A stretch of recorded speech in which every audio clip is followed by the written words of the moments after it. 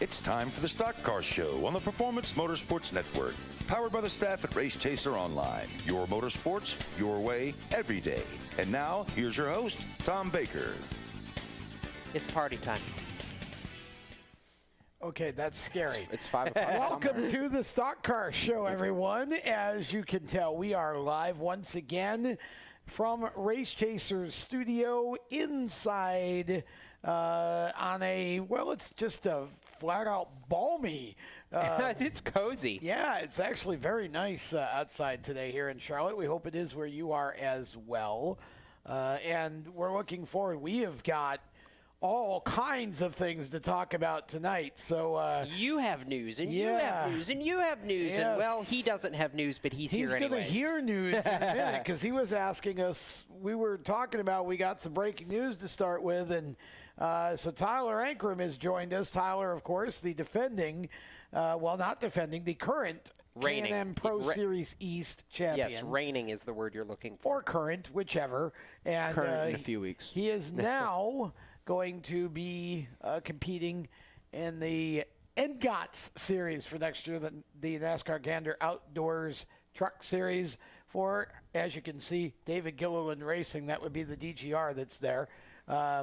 And so we're going to talk to Tyler. So we're glad you're with us. I'm Tom Baker. Jacob Seelman is next to me, seated at the table across the hallway behind the glass in the tech shed, are Randy Miller, who you'll be hearing from as well today, and Chris Murdoch, all punching the proper buttons to keep us on the air. And we are excited about what's going on. And speaking of what's going on, let's get right to it. Jacob, you know what to do. DQs. That's not what you do. Yeah, okay, you need your breaking fine. news sounder. Breaking news. DQs. Yes, he's a little too excited about DQs. Hey, me and half the sport. I'm sorry. Dear NASCAR fans, any of you who are watching or listening to this, don't say NASCAR's not paying attention, because NASCAR just pulled a Burger King and cooked a Whopper. NASCAR is now going to disqualify cars that are illegal in post-race tech. If you are cheating and you are caught in post-race tech, you are getting last place money, last place points. You're not going to be able to use it for anything in the playoffs. It's basically going to be as if you showed up, ran a lap, and parked it. Yes, you don't get the trophy. You don't get the win in the record book. You don't get the trophy queen. Squat. No. And it's about doggone time. Thank you, NASCAR, for understanding that the teams were basically, this was the classic example of the inmates running the asylum over the last couple of years. And now we are finally going to see the day when we start disqualifying teams. NASCAR is tired of it. They don't want to deal with it anymore. And they are going to be even more strict in pre-race tech as well. So basically, as Steve O'Donnell said in the official NASCAR release and in Auto Week's story, they are really, really putting pressure on the teams to come to the track right. It's a, quote, total culture change. Yes, that's as exactly O'Donnell right. Said. Yep. Can I add something from Scott Miller? You may. Quote, I don't know that our hand was necessarily forced. I do. But really and truly, a lot of the team owners, we have this culture of playing these cat and mouse games between us and the teams, and that's a lot of wasted energy on both sides of the fence. And the best way for us to get our arms around that is to have a stiffer deterrent. Then there was also, I think every time we had a penalty on Wednesday, there seemed to be an outcry from a lot of the fans about how you cannot take the win away if there was something wrong with the car. So there were a lot of factors that went into us moving into this direction for the season, but it's been pretty well received so far with most all of the industry. They kind of asked for it, and it was time. Definitely a departure for us, but times change, and I think this is just one of those things where we're changing with the times. End quote. A freaking men. Yes. Period. End of discussion. Yeah, NASCAR was behind the times. Oh, absolutely. Well, here's the deal for me. I could never understand NASCAR having two different policies because, on Saturday night short track level, if you were illegal, you were DQ'd. Snowball Derby. But if you go to... We all know that. We yeah, all know so- Ricky Brooks all too familiar. Yeah. Oh, yeah. I mean, but if... Well, that's not a NASCAR race. Oh, but still, Still. you mentioned the Saturday Same night policy. short track I thing. mean, yeah, the Whelen All-American Series, if you're illegal, you're DQ'd. Yes. But you go to the track in the Cup or the truck or whatever it would be, Xfinity, K&M, whatever, and you get fined or suspended or, the car chief goes away for a couple weeks. Big deal. These teams have long since figured out how to compensate, and there's way too little concern over a fine or even a suspension at this point. It's about doggone time NASCAR figured out that the only way to stop this is just to stop it. So, Tyler Ankrum, you're headed into Truck Series competition this year, but you also, of course, have come from the short tracks. What's your opinion about this? I think, I agree with you guys 100%. It's about timing. I can't tell you how many times I've sat there on the couch and I've been like, okay, it's obviously a penalty. Just throw them out. It makes it so much simpler. Yeah. That's all it does is make it simpler. It leaves less for gray area. It leaves less for discussion. And it's the way it should be because that's the way it is on almost every other level but the top 3 series in NASCAR. So I really think it's a good thing. It's obviously going to make it a lot harder, but I think it'll make racing closer because you have this new NASCAR, especially in the Cup cars, they have this new package where it's low horsepower, high downforce. Yep. They're going to be doing everything they can do in their power to make those motors bigger, run faster, those bodies more aerodependent and sleek. So I think that this will be an eye-opener. Hopefully, hopefully it is, but hopefully this is just an eye-opener for the entire sport, and this is the way it should be going. I agree, 100%. Absolutely. I mean, it makes no sense to me that you should have an opportunity to keep a win that you clearly didn't earn because you were illegal. It happened. It happened a few times this past year, right? Where it's like they kept their playoff eligibility, but no, they didn't keep the playoff eligibility. That's right. That's they kept where, the win, though, which doesn't make no sense to me. If you're wrong, you're wrong. Kevin Harvick. Yeah. Well, yeah, Harvick was the biggest one last year, but you know what? The problem is this past year, and I'm only looking at Cup. I'm not even going to talk about the other divisions. Randy, feel free to jump into this if you'd like. For me, only in Cup. If you just look at Cup. The pre-race tech this year, how many times did you see 3, 4, 6 too many double-digit cars that couldn't even qualify because they couldn't pass tech 3 or 4 times? It's way too many. And then we get to Wednesday, and this car's illegal, and that car's illegal, and whatever it's like, and we're keeping wins and whatever else. I mean, I'm sorry, but as far as I'm concerned, this is common sense. And I'd love to see, honestly, I'd love to see NASCAR go back and rewrite the entire record book because, this has been decades, and you've got drivers who were clearly illegal and they didn't take the wins away.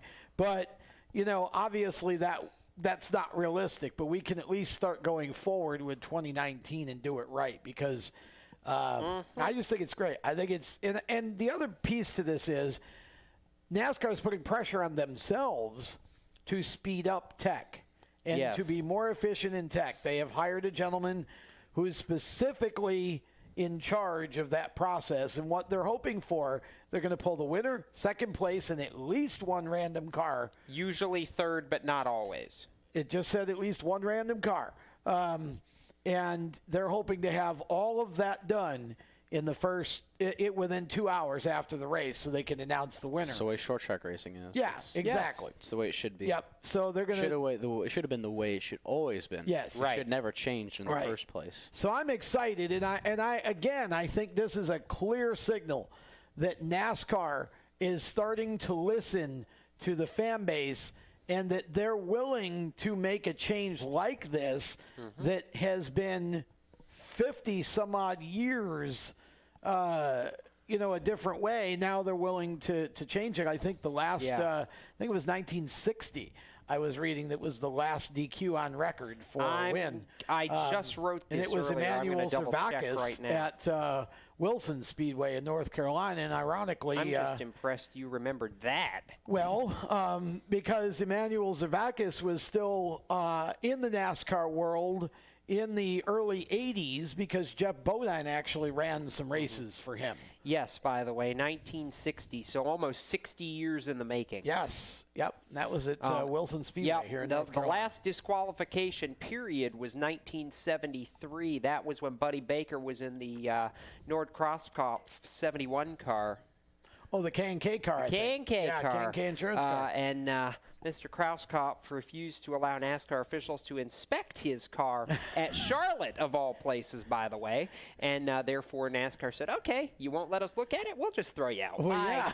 yeah. If we can't tell you whether it's legal or not, then we probably just need to. Yeah, he was complaining about NASCAR and carburetor rules making their car uncompetitive. So they said, okay, let's inspect it. He says, no, okay, goodbye. Yep, that's basically about it. So interesting for NASCAR to do this, and I think this is, I would imagine right now there are a whole bunch of teams that are in a mad scramble because NASCAR just announced this, and Daytona's like 2 weeks away. So now we got to go back, and we got to start undoing things we did, and, you know, I mean, I imagine there's probably 1 or 2 or 10 teams that are in full panic mode right now. Let's see. Kevin Harvick last year would have had 2 wins stripped under this policy. So there's that. Yep. Oh, by the way, before we go to break, 2 things. Number 1,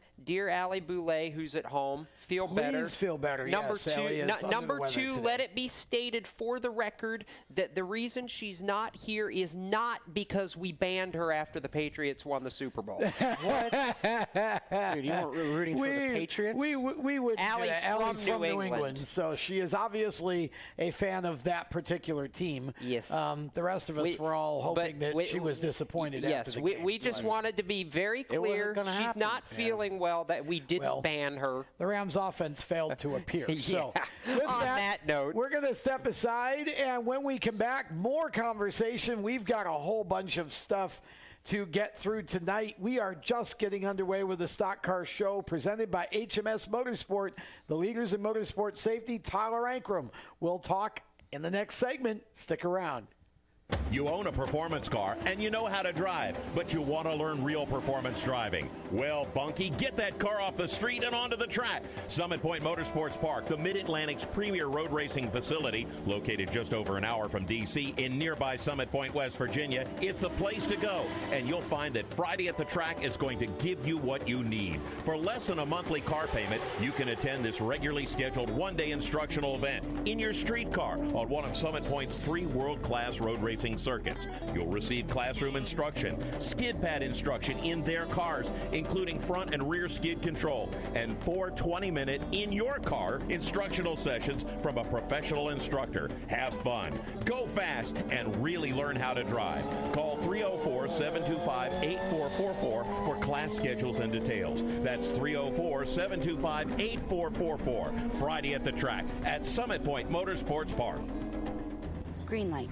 Hey girl, school zone. I'm getting hungry. Car changing lanes. You want to meet me for pizza? Stop sign. Intersection clear. Yeah, street. Pizza sounds good. Ballin Street? Girlin Street! It's hard to concentrate on 2 things at once, like texting and driving. Stop the text, stop the wrecks. How will you stop texting and driving? Tell us at stoptextstopwrecks.org. Brought to you by the National Highway Traffic Safety Administration and the Ad Council. Here's an important message from RAD and this station.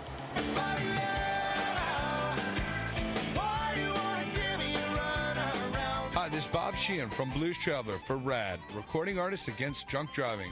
I like to party just as much as the next guy, maybe even more. But the one thing I won't do after I've had a few is get in the car and drive. Don't blow it. Always choose a designated driver. Remember, music lives, and so should you. Automotive technicians and auto service trainees, how would you like to work at the beach and perform for one of the best car care centers in the nation? Lewis Meineke is now looking for skilled automotive technicians to join their award-winning team. If you're a gearhead that knows his or her stuff, or a young up-and-comer that has the motivation and drive to succeed, then you need to make this call today. 302-827-2054. Lewis Meineke Car Care Center, located in beautiful Lewis, Delaware, offers a highly competitive compensation plan, great benefits, a flexible schedule, and did we mention that you're going to be working at the beach? Plus, there's a signing bonus for the right candidates. Technicians must be ASE certified and have a minimum of 6 years experience. Beginners advance at your own pace in one of several entry-level positions. But whatever you do, don't wait. These jobs will go fast. Call Tim at 302-827-2054. That's 302-827-2054. Lewis Meineke Car Care Center. Rev up your career. Hi, I'm Tyler Reddick, and you're listening to Race Talk on the Performance Motorsports Network. Hello there. Welcome back to the Stock Car Show, presented by HMS Motorsport and, of course, our good friends at My Computer Career as well, training for a better life. And we'll tell you more about them a little bit later. My name is Tom Baker. Jacob Seelman is here at the table with me in the Race Chaser Studios in Mooresville, North Carolina. Tyler Ankrum has joined us as well. He of course, will be competing in the Gander Outdoors Truck Series this year for David Gilliland Racing. He will be. I'm practicing. No, I know. Okay. If I say it enough, I'll get rid of the previous name. He's even got the hair flip down already. It's the tidal wave. What are you Right. talking about? There you go. California tidal wave. Whatever. Okay. Now, hang on a minute. Before I know you're going to get into what he's getting ready to do, but for some reason, am I dreaming that you ran a late model here recently, or did I just imagine that? Yeah, That's right. You went to did run the Kern. Winter Showdown. Talk about Kern. Yes, please. Well, we spent a lot of money to go out there and got wrecked by Preston Peltier. That's Oh. basically what happened. Oh, was that the gigantic pile up at yeah, the that was start-finish kind line? of him. Oh, that was you? Oh, Yeah, boy. I was- Well, that was him and about 25 of gonna his say, closest yeah. friends. I don't know Yeah. how much of the field was left after that. Well, actually, it's funny because we pitted early. We had a setup.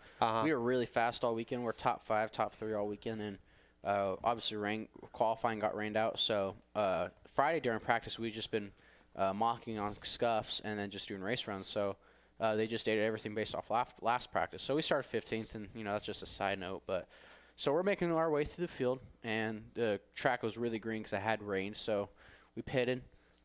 Made adjustments on the car, and then track rubbered up. By our stroke of luck, 5 laps later, track rubbered up. And so we just overcompensated. We came back into pit. So, I mean, I basically come through the field twice and at this point in time. So after we came through the field twice, I was running like 10th or 8th, somewhere inside the top 10 on the outside row. And then it was getting dark, and this is the other part. I'll get to this later. This is the other part that irritated me. Yeah. But there was no power. There was no power there at the racetrack. Yeah. But they thought it was okay to just let us race anyways. We just raced till dark.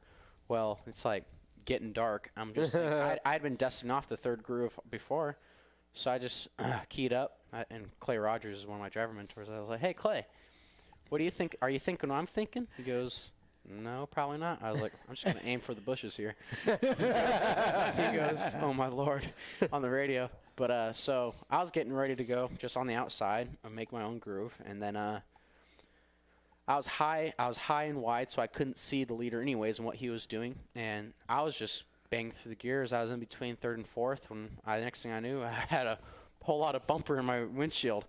And then I was fine after that. We kept on rolling, and then I just got hit from behind, and I spun out and got hit again from the left side. And there was just a big, giant mess. And I got out of the car, and me, Derek Kraus, just looked at each other just like, what the heck? And then I saw the Then I saw the replay afterwards. I was like, dude, are you serious? That's like Restart games. And the funny thing that makes me laugh about Preston is Preston maybe talked for a total of 5 minutes about restarts, and he always feels that he's the one that always gets jacked on restarts. And then he just goes out and wrecks 20 cars on restarts. Like, it's literally what they counted, 20 cars. And I just I couldn't believe it. And but I mean, it's not the first time Preston's ever done anything like that, and we all know that. So you can't fault him for that. But the side note with what Kern did and deciding to race, it's a Saturday afternoon. And I was really irritated by that, mainly for just the amount of money we spend to go out there. We spend almost the same amount of money to go race Kern as we do the Derby. And the Derby is this. Wow. And it's not even just the tires. Like, you don't spend half the much money on tires. You don't spend half the much money on gas. But what it is, or testing, but what it is the travel out there. Yeah. It's having all the hands to get the trailer or motor home, or having all the lodging there for a week because you ought to be there that first Tuesday to practice and Wednesday. I mean, it's a lot of money to go out there, and you're going to just, hey, there's no power. We're going to do everything by hand, and we're just going to race until the sun goes down. And you won't get a full race in. And that's not even what happened. I don't even think they got more than half the race in. I think they stopped it at 172, so they got a little bit more than half. Right. So, and I was very irritated by that. And I hope they don't make that same mistake, because it irritated a lot of us.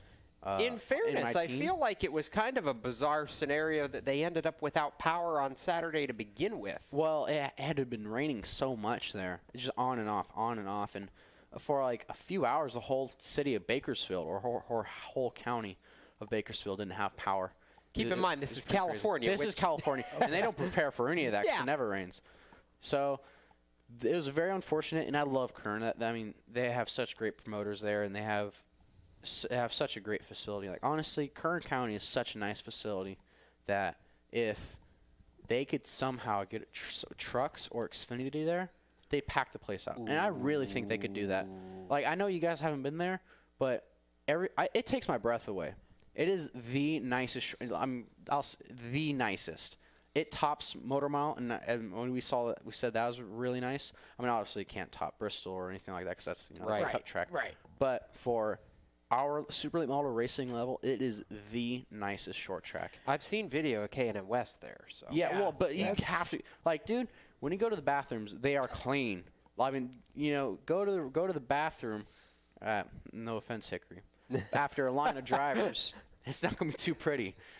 After a whole day, disagree. A whole day at Kern County, they're spotless, and it's like, whoa. Like, you feel like you're at a cup track. You honestly do. Well, it's called paying attention to details. Yes, and it is very impressive in what they do there. And I always appreciate what they do, because they always make me feel like I'm at home, and they always make me feel like I'm important, like I'm special. I mean, I'm not nothing much, but I always love going there. Not only that, because I always have family. I always has friends. Sure. And it's not that far of a drive. It's just literally on the other side of the grapevine where I'm from.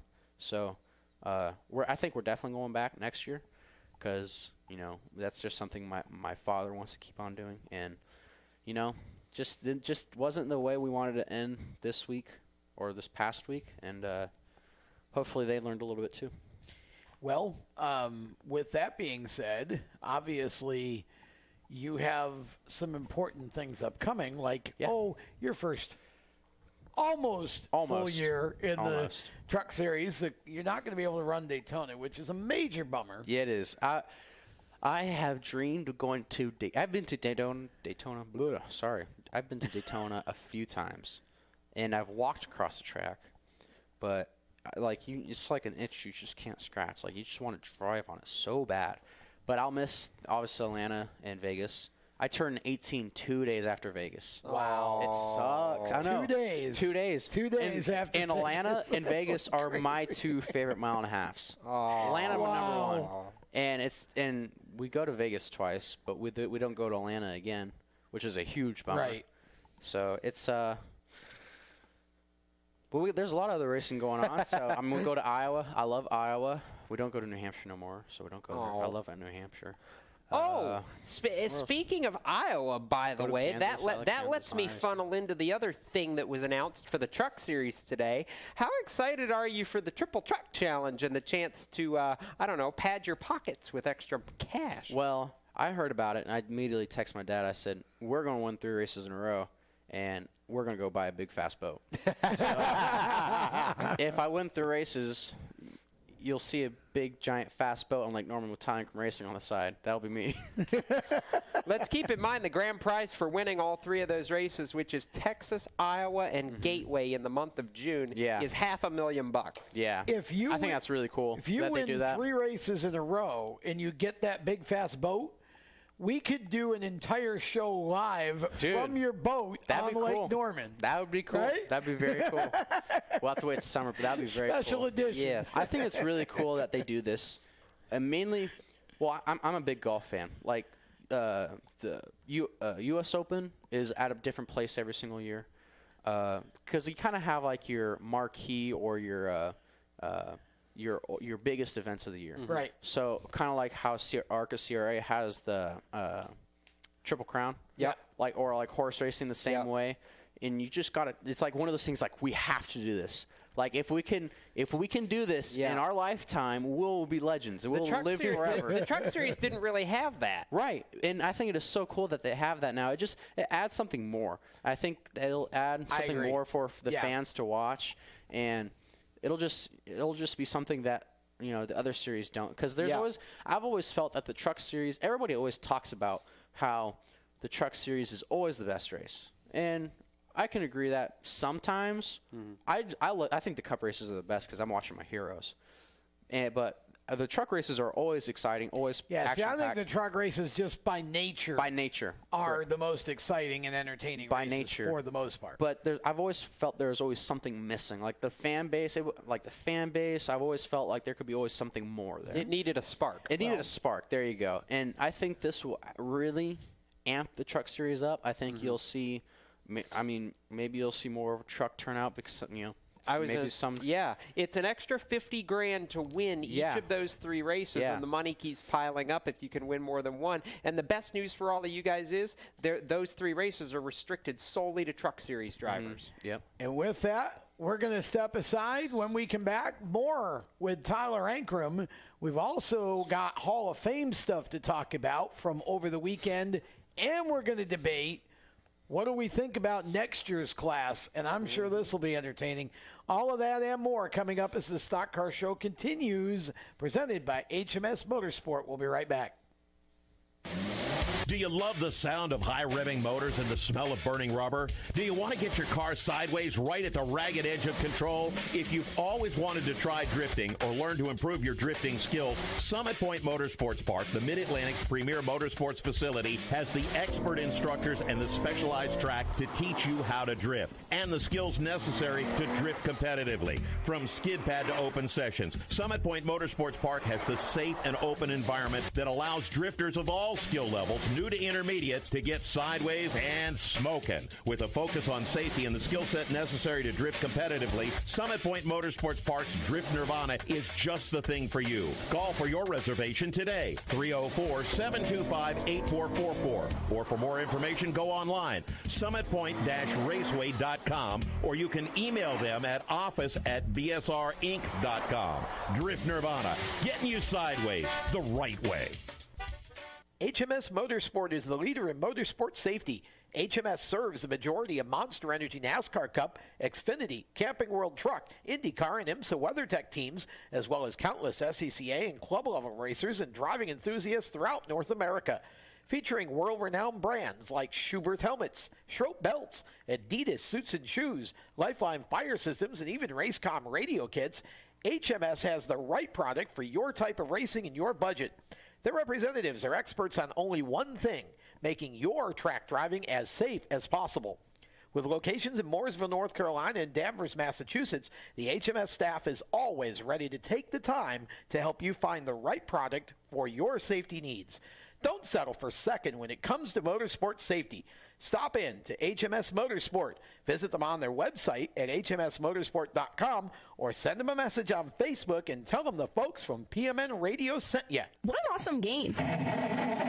What's up with your car? I don't know. It won't start. How are we getting home? Chill. My parents signed me up for the roadside assistance from Lewis Meineke. It was free with my oil change. They'd come and get the car started or get us home and tow the car to the shop. Good to know. With my driving, my parents never know what to expect. When you join the Meineke Car Care Club with a $35 preferred service, you get 4 free months of roadside assistance, including tire change, battery jump, lockout service, towing, and more. Contact Lewis Meineke, located on Route 1, or call 827-2054.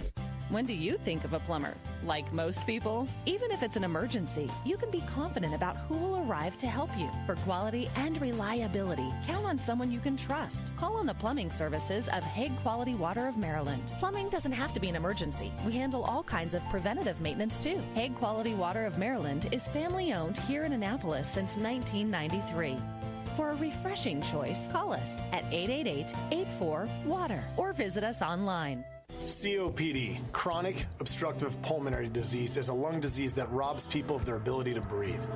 As many as 24 million Americans suffer from COPD, also known as chronic bronchitis or emphysema, and half of them don't know they have the disease. If you or someone you love is over 35 and has smoked more than 100 cigarettes in their lifetime, visit driveforcopd.org and take the screener, then take that to your doctor. I'm Jeff Stoltz, and I drive for COPD.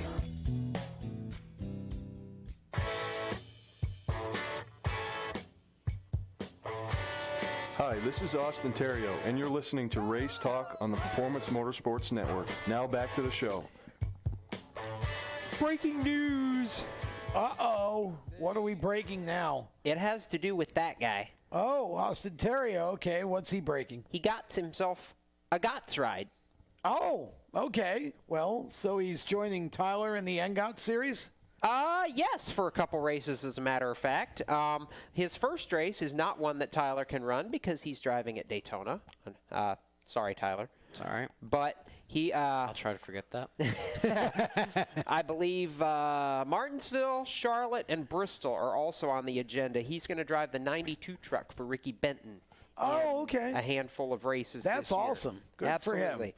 for him. And good hire for Ricky Benton. Oh, gosh, it's going to be great. It sounds like that he and the crew chief with that team, Mike Hester, have been working together some even since last year. So it sounds like they've already got a pretty good rapport, and it's just nice to have an extra truck in the field going to Daytona here next. I can't believe I'm about to say this. Next Friday night, holy crap. Next Friday night is the Truck Series opener at Daytona. Isn't that awful? It's great. It's great, but my gosh, I feel like I just stepped off the plane from being up with family for the holidays, and now it's already halfway through February, it feels like. It's been a long time. When we went out to Kern, my dad looked at me. He's like, dude, you realize it's been like 2 months since you've been in the car? I was like, holy cow. It has been a while. Yeah, it really has been.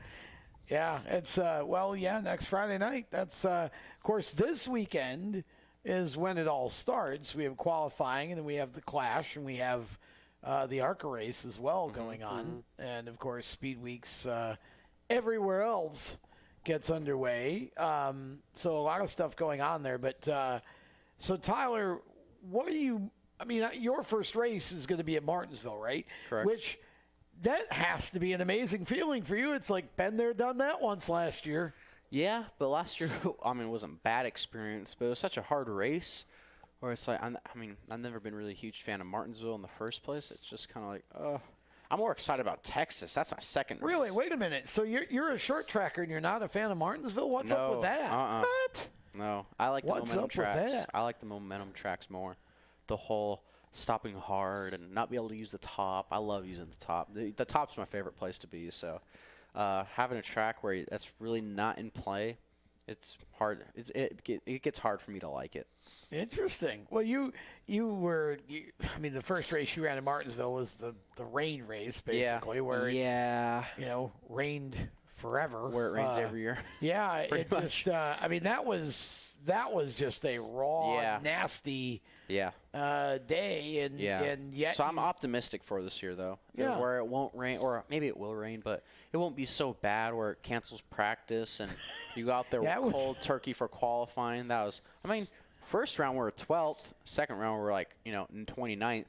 But I don't really, honestly, I still can't remember what happened between the first round and the second round because it was big. I was like, 12th, like this is gonna be easy. Top 10, here we come. And it's like, All right, yeah, bring that to us. Nope. Yeah, it's like, hey, that felt really good. Where are we? Like 25th. Oh, okay. I love how he says, "Where are we?" Like 25th, and when round 2's only 24 trucks. Yeah, exactly. But you ended up running. I think you got into the top 5 for a bit, didn't you? I ran 7th for a little while. Okay.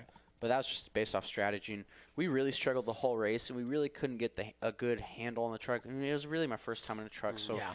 I really didn't. I mean, I knew, but I didn't know. I knew what I was feeling, but I didn't know what I needed, and that really just set us back because Sauter pitted one time the entire race. We pitted every time, so not having that track position really hurt us. And I really felt like we had a good enough truck to run up front. I just couldn't pass, and it made it really hard. Phoenix was really the race where everything started to click for you guys. Phoenix was a lot of fun.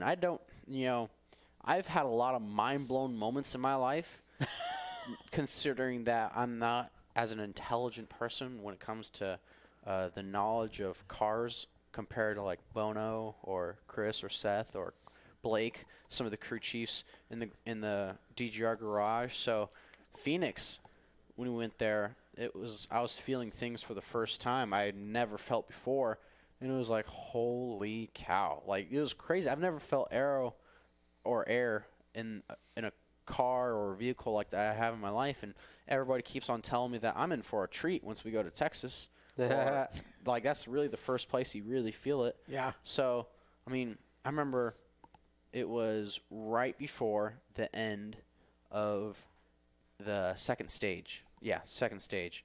And I run Sauter down like a whole straightaway. Ran him down. Like, I was 2/10 faster than him a lap. Like, it was ridiculous. And then I got, like, within 6 car lengths, it was like, boom. Like, just stalled right out. And it was just inch forward, headlight out, inside, headlight out, inside, outside, just inch forward. I'm not even exaggerating. It's inching forward. It's like, okay, I'm closer to this lap. Okay, keep at it. Okay, we're at his bumper. Let's try and set him up now and not mess this up and lose all my all the room I just gained all in one lap. Right. So that was a really crazy experience. I had a lot of aha moments because, like, I was racing with guys, especially at the end of the race. I think I was as high as 4th one time. And I was racing with guys that I've been watching on TV for a really long time. Oh, yeah. And we had that red flag, and I was just like, dude, I just passed I just passed Matt Crafton on the outside like he was standing still.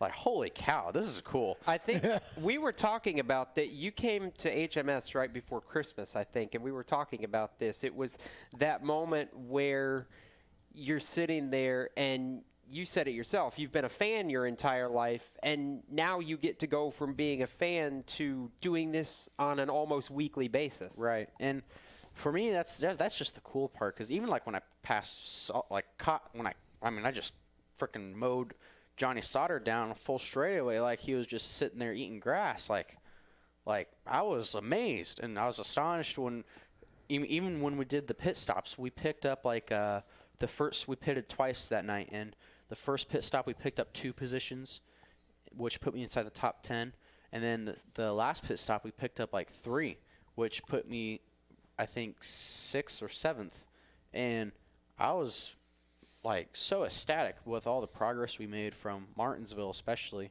and I just can't wait to get back in the truck. I've been waiting for so long.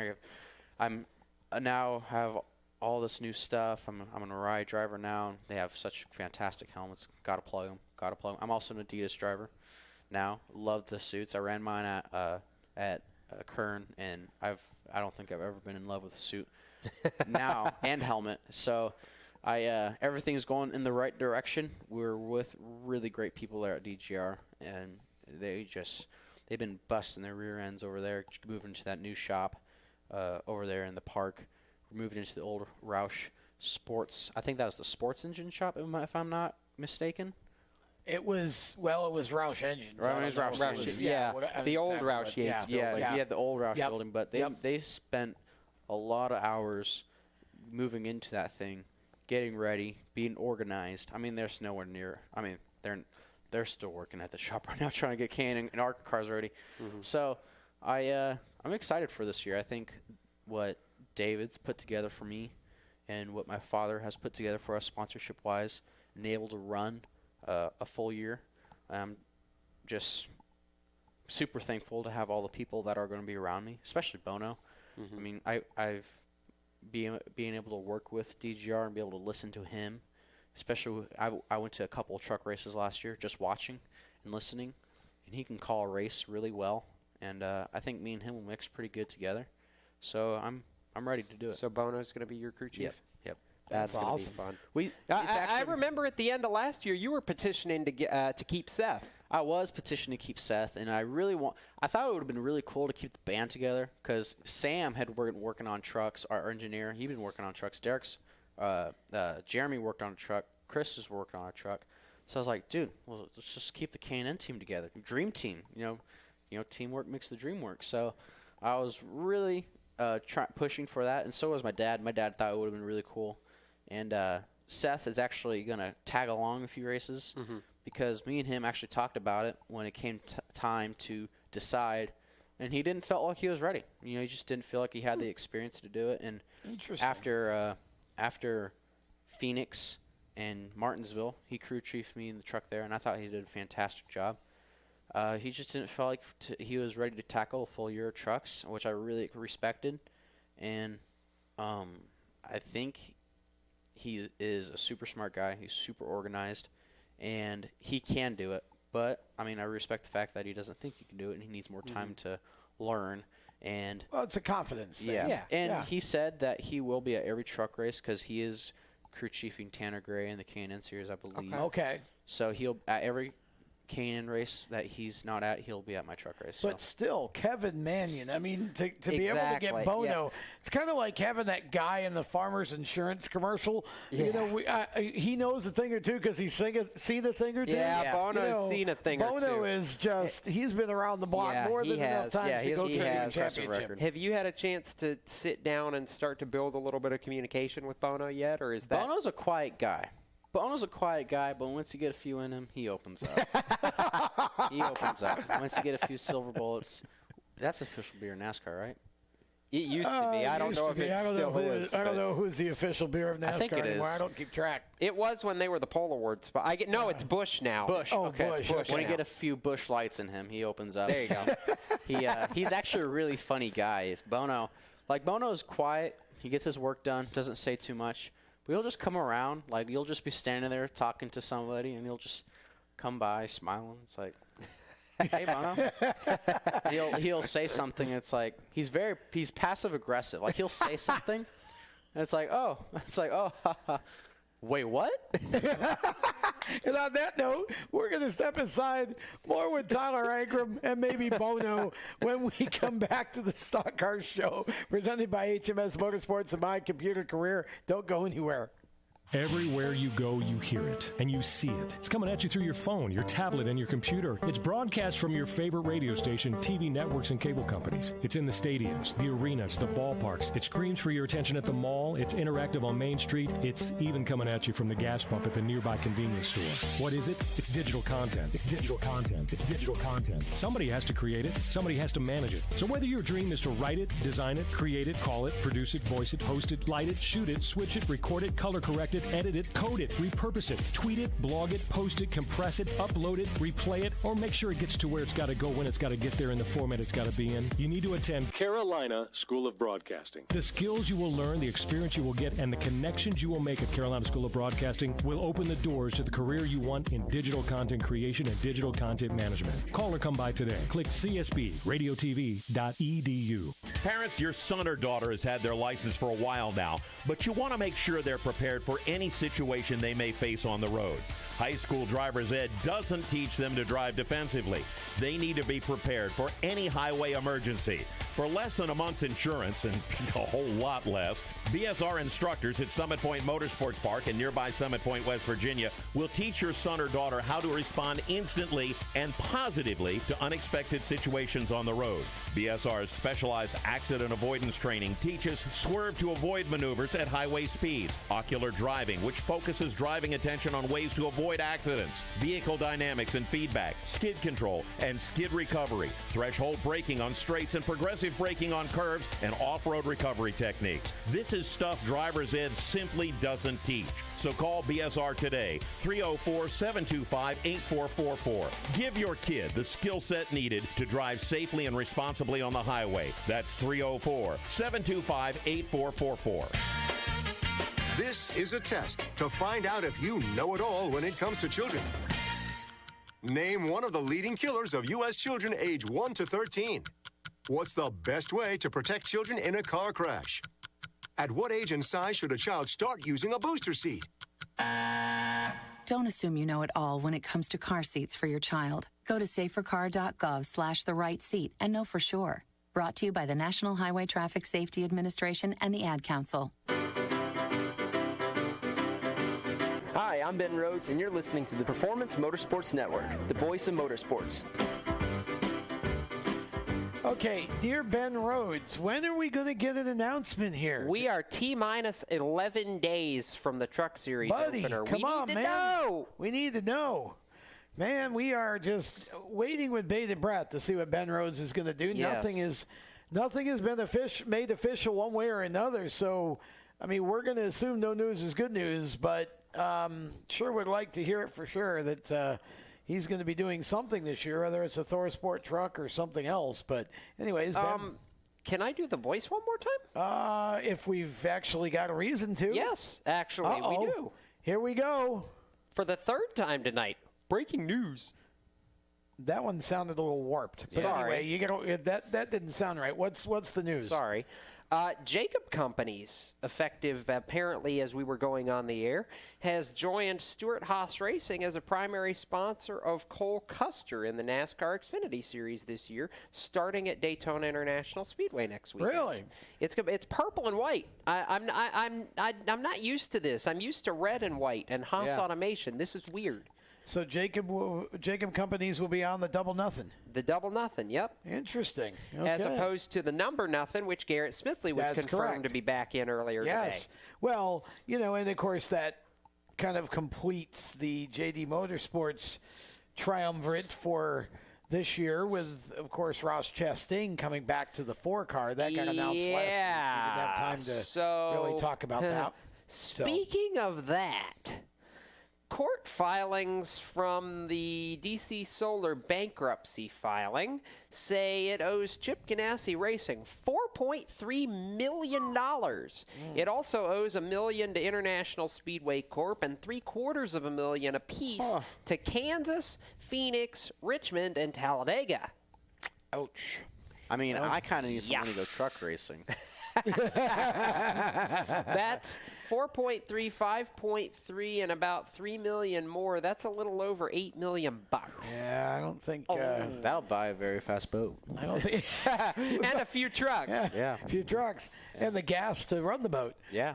Okay. Which so sorry, filled about every 5 minutes. Yeah, sorry, I got a little distracted. I didn't mean to take away from Tyler here. Well, no, I just I wanted to make sure we got the news out there. Yeah. It's good for Cole Custer, and looking forward to seeing what he can do in the Xfinity Series. Oh, absolutely. Okay, so you obviously, again, we running all but Daytona, Atlanta, and Vegas in the spring because you're not old enough. Other than Martinsville, what track are you most looking forward to racing this year out of all the ones on the schedule? Ask me that question because there's so many. Like, we want you to pick one. You can only pick one. What track would you most look forward to? See, I would have thought I would have known the answer right off the bat, but Charlotte. Really? Yep. Another mile and a half. You're really excited about the intermediate tracks. I am. I have, I've hung out. I hang out with Todd sometimes. He's always at the DGR Todd shop. Gilliland. So, I'll always ask him, "Hey man, what's it like?" He's like, "It sucks." And I'm like, "What do you mean it sucks?" He goes, You restart and then it's follow the leader. You just can't pass.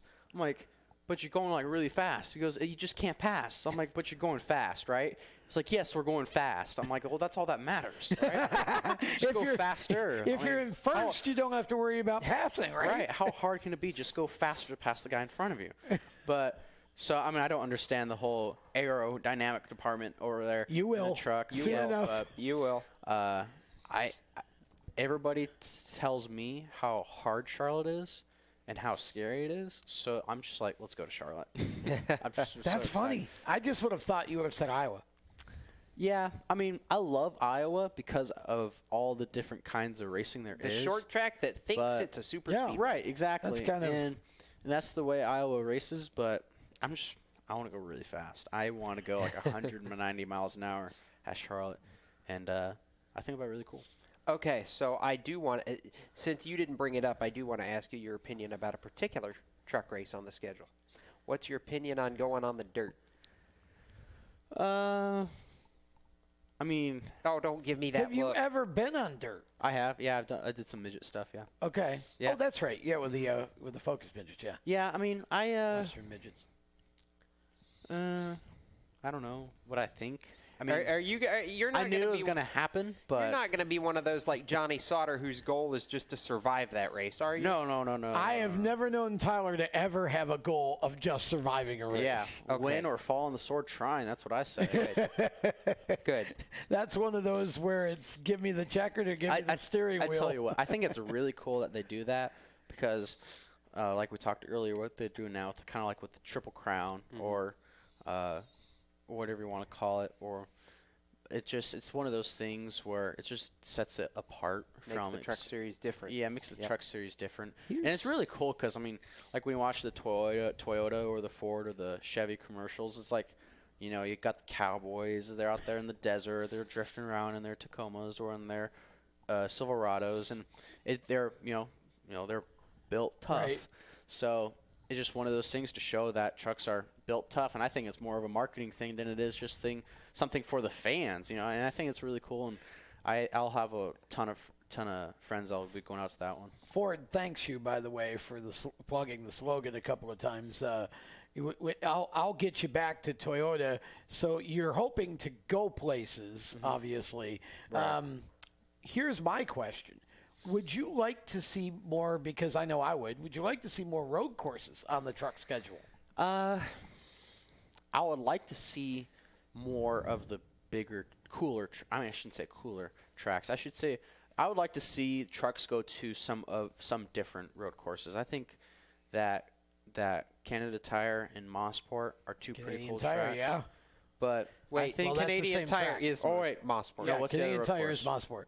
Well, the other one would be, they run Toronto. Okay, yeah, that's the one I was thinking. Okay. I think it would be cooler if they went to Watkins Glen or Road Atlanta, somewhere, because... the trucks at Watkins Glen. Oh, yes, that'd be please. so cool. Yes, please. Yes, and I love Watkins Glen last year. Last year, we practiced in the rain at Watkins Glen. I felt like Ayrton Senna, and that was so cool. I'm like, and I was like amazed of like how much grip you still actually have in the rain. Because outside of GoPro in the go-kart, you never really felt, don't really felt that. But when you're wide open, banging through the gears, going up the S's at Watkins Glen in the rain, and you see like a 20-foot tall rooster tail behind your car, it was really cool. And then you just see the rain don't even touch the car; it just goes over the hood and over the windshield. Like it just like you could see like it was like almost like Halo, like you got that protective shield around you. So Tyler Ankrum, let this be known on this date. Tyler Ankrum said, "Let's take the truck series to Watkins Glen." Yes, that'd be so cool. Oh, by the way, let's also remind everybody that the truck series has done that before. 5 times, as a matter of fact. Yes, but they don't anymore. We need to go back. I know. Yes. They haven't been since 2000. Sonoma. Just go to Sonoma. Somewhere. They've been to Sonoma, too, yes. I think. Yeah, they have. But we need to go back to those tracks. I think. Please. No offense, Canadians. We love you. Well, but see, the thing is I'd like to see. I think a truck race at Toronto. I think the Cup Series needs to go over there too. That's I think you could do another race or two in Canada and have all 3 series over there. I mean, there's so many different road courses out there that even just in America that we don't go to. Montreal. Yeah. I mean, shoot. Put trucks on the same race weekend as the Pinty Series and IndyCar at Toronto. Bring back the Montreal weekend. Like you mentioned, Watkins Glen, Sonoma. There's the great Roval places. deal, Charlotte Roval was really cool last year. I thought that it was a fantastic race to watch. I loved to watch Agreed. that race. That would be terrifying for trucks. And maybe not so much for trucks. I mean, Hey, why I'd not? like to do it. Why not, right? Why not? You We never all know till thought you never know till you try. Xfinity Cup were going to be a disaster. Yeah, that is true. But I think more like 1 or 2 more races of the Roval. I'm not talking like add 10 to the schedule. Just like Right. 1 or just Well, 2 maybe. It's the same. 1 or 2 more road courses because we really need to. I think we need to get a couple more road courses to Truck Series. Yes. I feel like there's kind of a void there, and you run more in K&N than you do in the trucks. Yeah. So I'd like to see at least a couple more. But anyway, just not New Jersey. You were trying to don't go to New Jersey. No, don't go to New Jersey. No, please don't. No. Little Please tight. don't. Little tight. It's made for a BMW. Yeah. Not even a K&N car, honestly. So 2-part question. Okay. Have you leaned on Todd yet as far as advice for how to Todd handle? Don't tell me nothing. I'm a competitor of his now. He pretty much stopped talking to me. Oh, I'm kidding. Okay. No. In all seriousness, have you leaned on him for? He told me earlier today that his best advice to you as far as how to handle missing the first couple races of the year is just be patient because things will click and things will come. You just have to give them a little bit of time. Todd didn't tell me that. I kind of feel special now. Aw. Yeah. Right. But have you asked him any questions going into the year yet? Honestly, when me and Todd talk, I'm kind of a fan of his because I've been watching him on TV for like a year now. Fanboy? Yeah, right. I don't know. That's a little weird. I don't. Yeah, that's not. No, that's not. I sound a little weird now. Sorry. Let's restart here.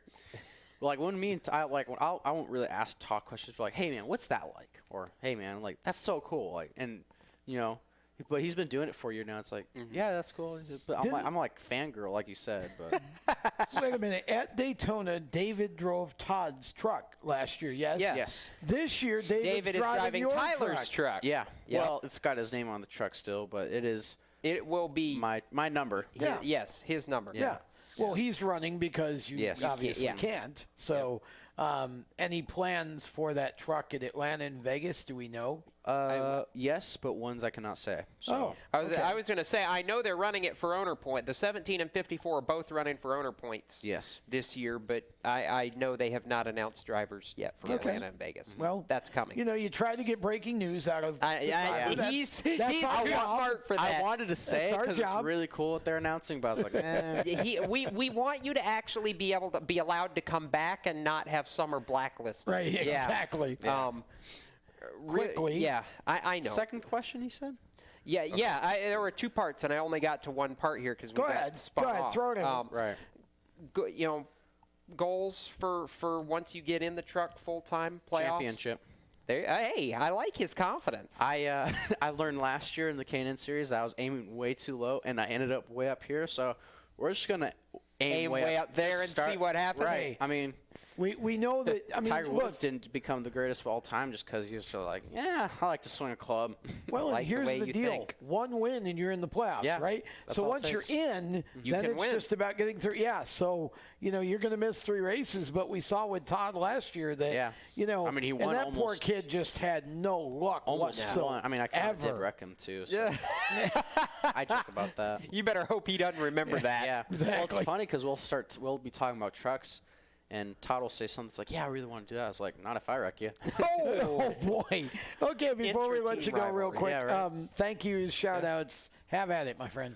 Want to thank Toyota, DJR Crosley, Modern Meat, Fred's, Vivo Technologies, Maze Hawaii. They'll be all be sponsoring the truck this year. Friends, family, obviously, of course, of their support. Everyone working still at DJR. It's only 8 o'clock, so they are still working. And they've got a lot of work to do to get those 3 K&N cars, 2 ARCA cars, and 1 truck done before Daytona, and they're leaving this weekend, I think. So hang on, repeat that one more time. 3 K&N cars, 2 ARCA cars, and 1 truck, and maybe a late model. So wow. Yeah. Okay. Yeah. On that note, hang on a minute. Full. There's got to be an entry list somewhere that you researched I'm missing because I count Tanner Gray and Drew Dollar. Who's running the 3rd? Ty Gibbs. Oh, that's right. Oh, Laura, let's not talk about this one. No, that's not. Here's what I was going to say. I can't say anything. Here's what I was going to say. I was going to point anything. out to our audience that's watching this. It was an ARCA car, all right? Plain and simple, ARCA body, ARCA chassis. Traditionally, we would have Tyler sign the wall. Here's the deal. He was the first driver to sign the wall. Right there. His signature's right over there. So he's already done that. He is on our Wall of Fame, so that's why we're not showing you him signing the wall. He's the first if you want repeat. his autograph, he'll give it to you. Just reach out to free. him. Social Until media I'm cup real driver, quick. then you got to pay for it. What's your social real quick? Instagram, TylerAnchor58. Twitter, Tyler Anchor, and then my fan page on Facebook is also Tyler Anchor. All right, with that, we will be back with more of the Stock Car Show. We're going to talk Hall of Fame coming up in the second hour, so we want to know what you think of our opinions on who should be in next year's class. So that's coming up. Stock Car Show. Back after this, presented by HMS Motorsport. You own a performance car and you know how to drive, but you want to learn real performance driving. Well, Bunky, get that car off the street and onto the track. Summit Point Motorsports Park, the Mid-Atlantic's premier road racing facility, located just over an hour from D.C. in nearby Summit Point, West Virginia, is the place to go. And you'll find that Friday at the Track is going to give you what you need. For less than a monthly car payment, you can attend this regularly scheduled one-day instructional event in your street car on one of Summit Point's 3 world-class road racing circuits. You'll receive classroom instruction, skid pad instruction in their cars, including front and rear skid control, and 4 20-minute in-your-car instructional sessions from a professional instructor. Have fun, go fast, and really learn how to drive. Call 304-725-8444 for class schedules and details. That's 304-725-8444. Friday at the Track at Summit Point Motorsports Park. Is your job sucking the life out of you? Wake up. You can do something else. Information technology. I know what you're thinking, but I'm not a math and science person. No problem and no excuses, because it's not rocket science. It's My Computer Career. Go to mycomputercareer.edu and take the free career evaluation today. You can start your new life as an IT pro in as little as 4 months. mycomputercareer.edu. That's mycomputercareer.edu. The Performance Motorsports Network is a compilation of shows about motorsports. From technical to controversial to just fun, everything you like about racing and gearhead stuff is right here on one internet channel. The Performance Motorsports Network. Tell your friends about it.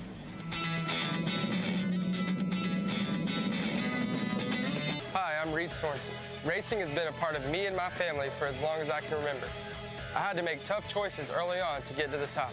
It took hard work and dedication, but it's those tough choices that helped me prepare for challenges I would face as a cup driver. Make the right choices today and be ready for the challenges tomorrow. This message is brought to you by the U.S. Air Force.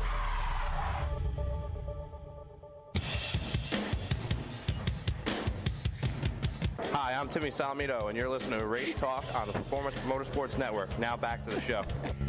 In the category of quick stage changes. Welcome back to the Stock Car Show.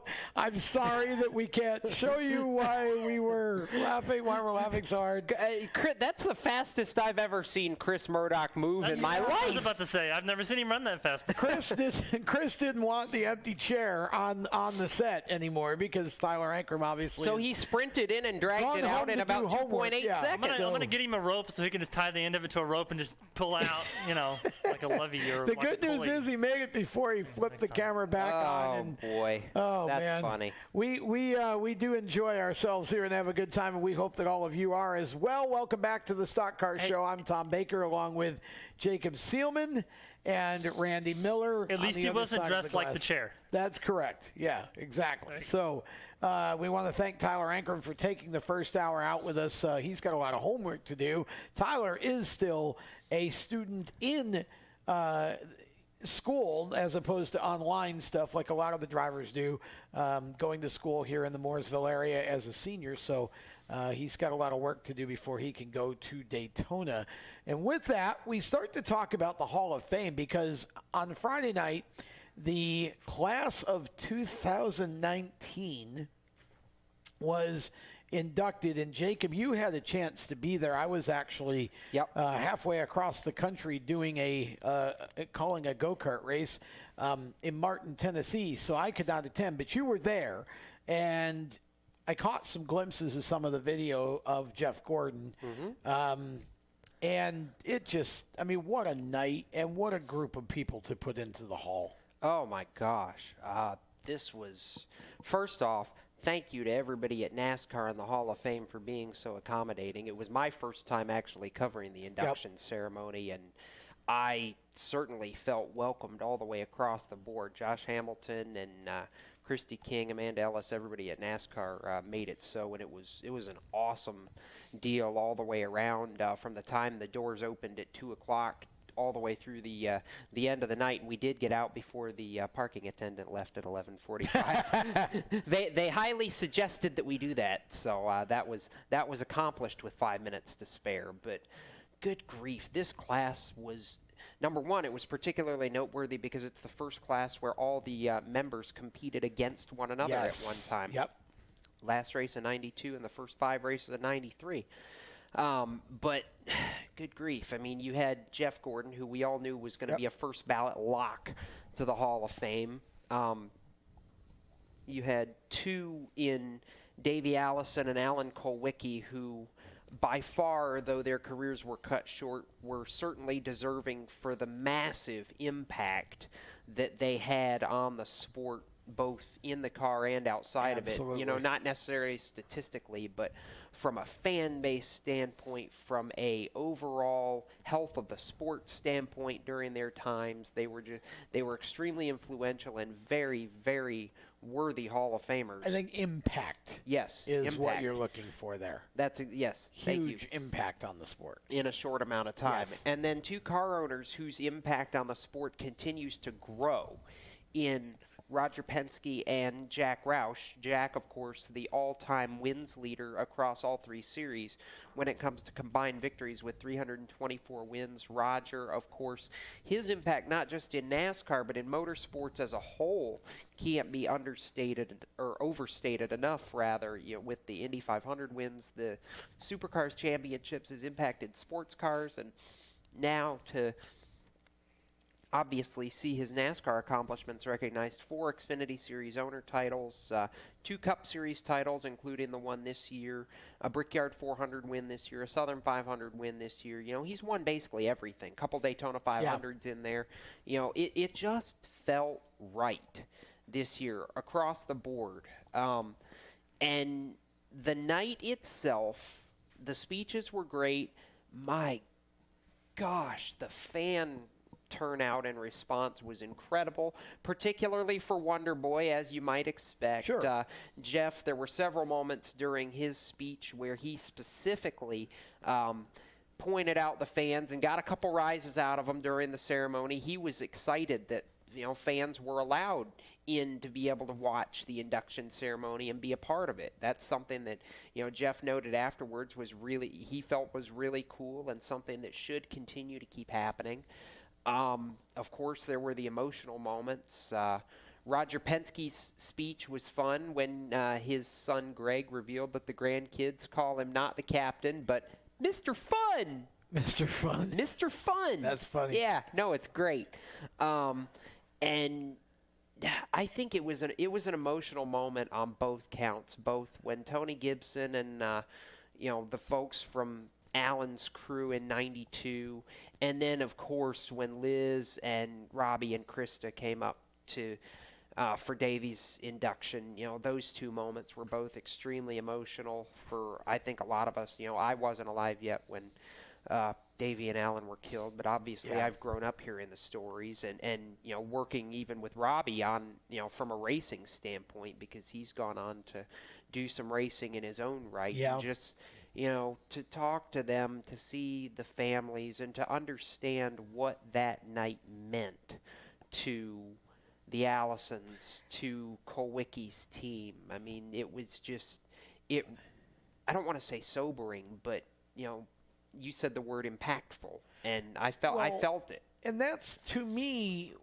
if you're going to have a Hall of Fame, to me, the Hall of Fame really is about the history of NASCAR. So sometimes you put people in just because you want to put them in, or you think they should be in because, well, they did this or they did that.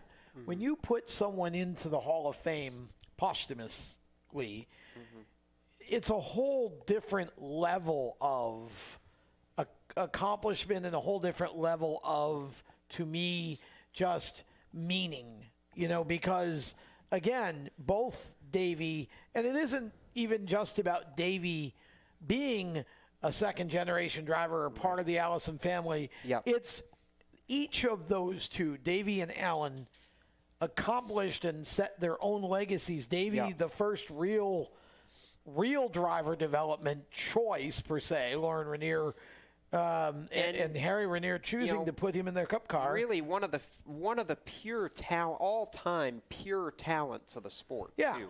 I mean, and then Alan, of course, coming in, going to Daytona with one car and an open trailer and $25 in his pocket, and it ends up becoming champion. He literally is the poster boy for the little guy.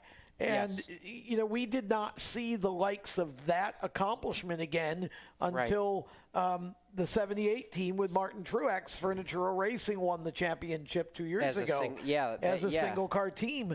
But, of course, they were way better funded than Alan was, too. So Alan just personified. He was the last, you might say, owner-driver who was – he was under the car working on it. He was, the all-around guy. And I don't even think that's possible today. I don't even think you could, heck no. just, so you're right. To have those two, their impact on the sport, they belong in the Hall of Fame. And I am tickled to death for both families to be able to have them in there. Yeah, by the way, not to be that guy, because I even had to stop and think about it just now. Furniture Row actually wasn't a one-car team when Martin won the championship in 17. They did have Eric Jones. But that was a year. You can make that asterisk if you want to, but the fact of the matter is, they were from outside the Beltway. They were a journeyman team. They were a journeyman team, and they started as a part-time team and climbed all the way up with one car. And for most of the run, it was all self-funded, or at least, 90% or better. Yeah. Pardon me.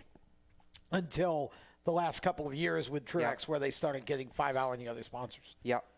So, that, again, congratulations to everyone getting into the Hall of Fame. That's a great honor. And I love, I love Jeff Gordon's speech. Oh my gosh! Jeff was really. You pointed out how he talked directly to the fans. Yeah. But I just thought his speech was really humbling, and you could just tell that this is a young man who never thought he would ever, and there he was. And now he's, his legacy in the sport is secure. Absolutely. For a guy who wanted to be a World of Outlaws driver, he sure did take a right-hand turn, didn't he? You better believe that. I will add, too, that I thought it was extremely cool to see him end his speech not with something that he wrote, but actually going back to one of the very first TV interviews that he ever did in the Busch series. He wasn't even a Cup driver at that point when he was driving for Bill Davis, and I don't remember who it was that asked him, what do you want to be long term? What's your goal? And he says, well, I just want to make it and be a Cup Series driver one day. And my response to that is, buddy, you did a whole lot more than just made it to be a Cup Series driver. Absolutely. And with that, we're going to step aside. When we come back, we're going to start talking about the class of 2020 and debate who should be in and maybe some folks that aren't on that ballot as well. Stay tuned. You're watching and or listening to the Stock Car Show presented by HMS Motorsport and My Computer Career. We'll be right back. How to be a great dad in 15 seconds. Bike ride, go fish, walk in the park, phone call, milkshake, play catch, picnic, fly a kite, tell jokes, laugh, talk, read a story, tell a story, bumper car, swing set, bowling, pillow fight, cut loose, stay tight. Whew. Because the smallest moments can have the biggest impact on a child's life. Take time to be a dad today. Call 877-4DAD-411 or visit fatherhood.gov. Brought to you by the U.S. Department of Health and Human Services and the Ad Council. Automotive technicians and auto service trainees, how would you like to work at the beach and perform for one of the best car care centers in the nation? Lewis Meineke is now looking for skilled automotive technicians to join their award-winning team. If you're a gearhead that knows his or her stuff, or a young up-and-comer that has the motivation and drive to succeed, then you need to make this call today. 302-827-2054. Lewis Meineke Car Care Center, located in beautiful Lewis, Delaware, offers a highly competitive compensation plan, great benefits, a flexible schedule, and did we mention that you're going to be working at the beach? Plus, there's a signing bonus for the right candidates. Technicians must be ASE certified and have a minimum of 6 years experience. Beginners advance at your own pace in one of several entry-level positions. But whatever you do, don't wait. These jobs will go fast. Call Tim at 302-827-2054. That's 302-827-2054. Lewis Meineke Car Care Center. Rev up your career. You hear that? That's the sound of America's only sports car. That's right. It's a Corvette. But not just any Corvette. It's your Corvette. It's that who cares if there's traffic part of your day. And this can be you when you come to Cooper Corvettes. With 60 years of Corvettes to choose from, there's always a Corvette in your budget. And they'll service any Corvette you bring in. Cooper Corvettes on Route 1 just north of Quantico and Triangle. Call, click, or visit CooperCorvettes.com. How to deal with someone who says that's so gay. Outsmart them. This party is like so gay. Totally. Excuse me, but did you ladies know the word gay used to mean happy or excited? Then it became a word used to describe gay people. Then somehow it came to mean dumb or stupid, which is how you just used it, which is not very nice. Ew, that guy is on the football team and super smart, and he totally hates us now. Totally. When you say that's so gay, do you realize what you say? Knock it off. Learn more at thinkbeforeyouspeak.com. Hey, this is Garrett Smithley, driver of the number nothing Chevrolet for JD Motorsports, and you're listening to Race Talk on the Performance Motorsports Network. Oh, he had news today. He did. Yes. First of all, welcome back to the Stock Car Show presented by HMS Motorsport and mycomputercareer.edu.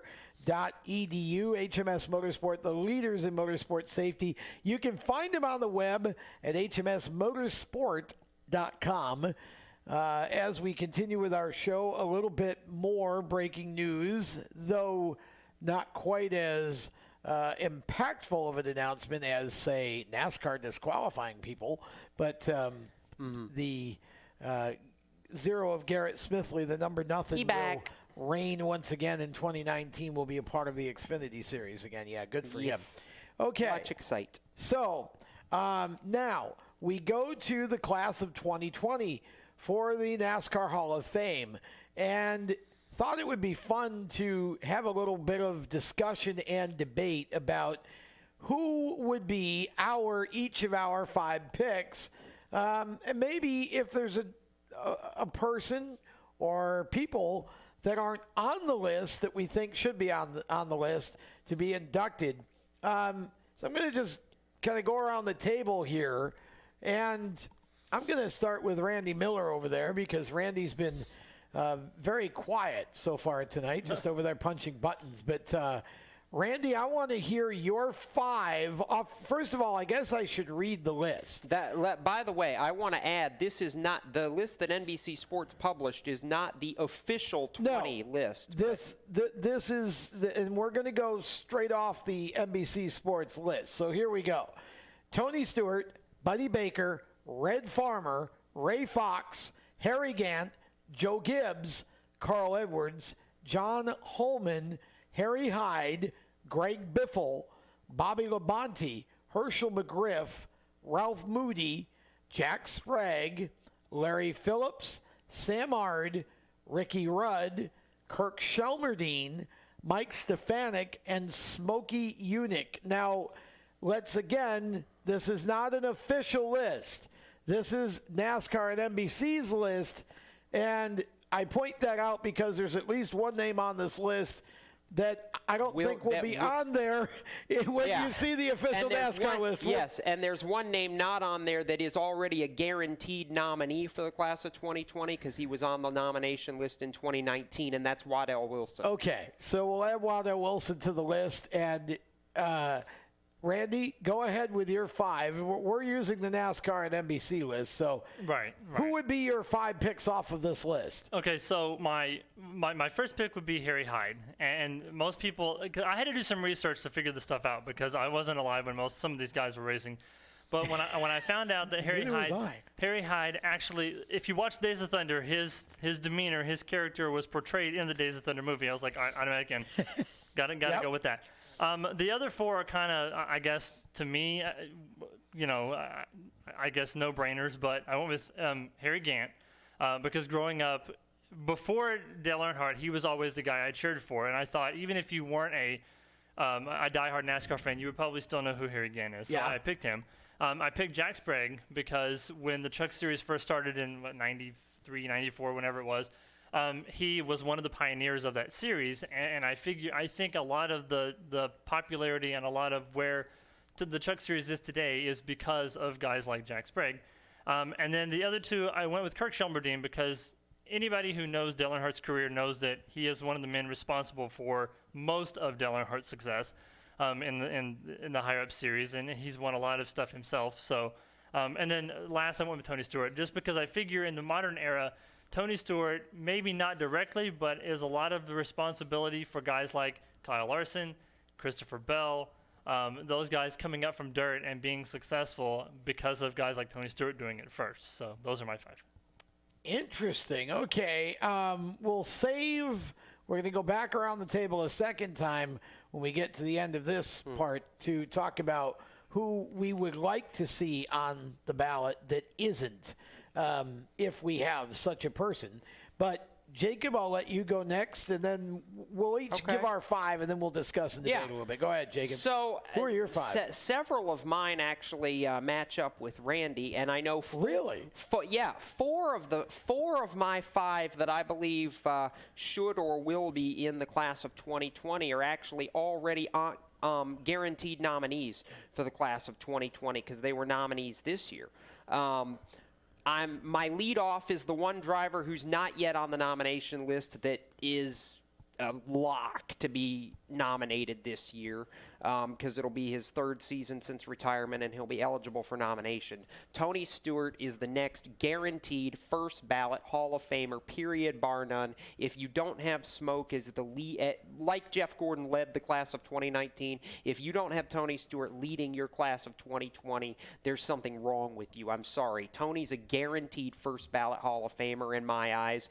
3 NASCAR Cup championships. You know, he's got, I think, the most wins of any driver who's not still currently active that's not yet in the Hall of Fame with 49. So there's no reason to believe that he won't be in. I mean, he did everything except win a Daytona 500. Right. Let's be honest here. So that's self-explanatory.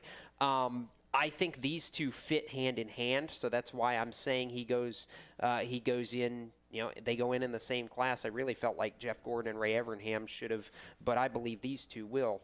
I believe, you know, if you keep with precedent, Joe Gibbs goes in the Hall of Fame next year based on his resume. We've had Rick Hendrick and Richard Childress, you know, the class before. Now you've had Roger Penske and Jack Roush. There's no reason to believe the coach doesn't go in the Hall of Fame next year. So Stewart Gibbs. Yep, Stewart and Gibbs is 2. Larry Phillips, I believe it is past time for a NASCAR Wheel and All-American Series representative to go in the Hall of Fame. I agree. Especially considering that Philip Morris tied Larry Phillips' record of 5 championships this past year. It's past time. I believe we need a short track representative in there aside from Richie.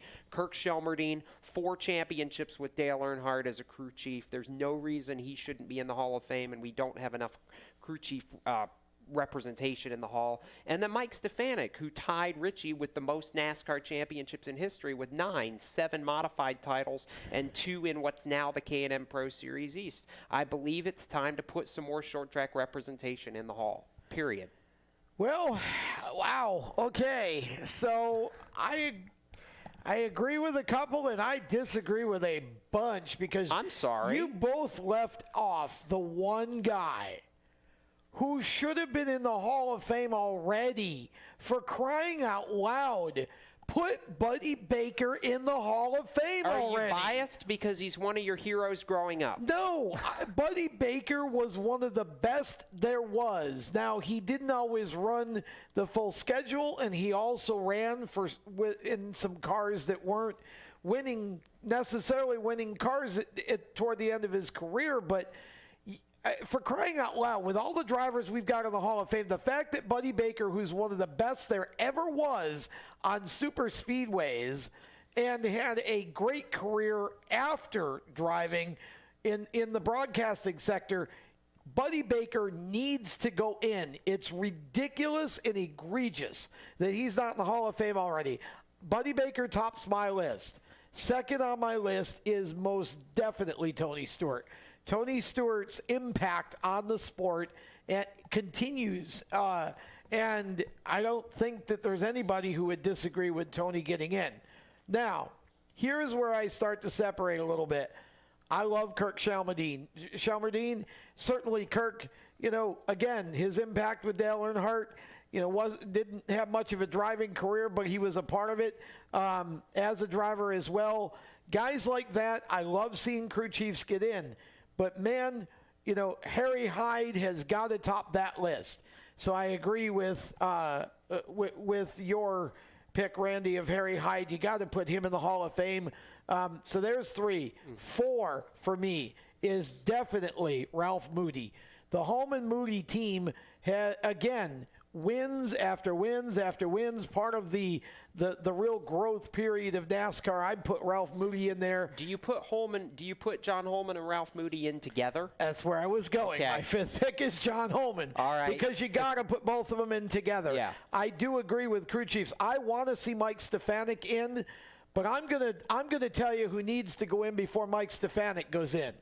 And it'll never happen, but this is where we get into the discussion of who's not on this ballot and never will be on the ballot. And it's sad. The reason that he won't is Jeff Bodine. Besides Richie Evans and Jerry Cook, Jeff Bodine was probably the greatest modified driver ever. He brought power steering into NASCAR. He won Daytona. He won races.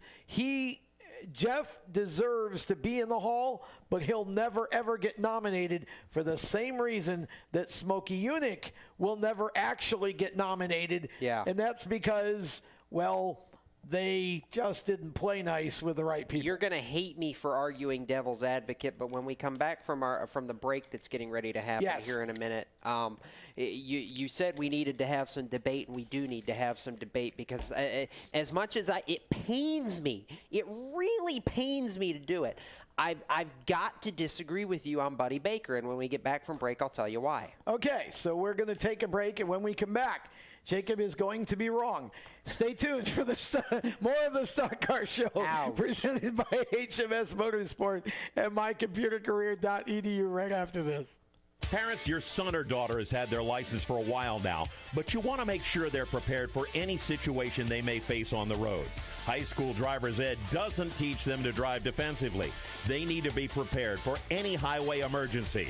For less than a month's insurance, and a whole lot less, BSR instructors at Summit Point Motorsports Park in nearby Summit Point, West Virginia, will teach your son or daughter how to respond instantly and positively to unexpected situations on the road. BSR's specialized accident avoidance training teaches swerve to avoid maneuvers at highway speed, ocular driving, which focuses driving attention on ways to avoid accidents, vehicle dynamics and feedback, skid control and skid recovery, threshold braking on straights and progressive braking on curves, and off-road recovery techniques. This is stuff driver's ed simply doesn't teach.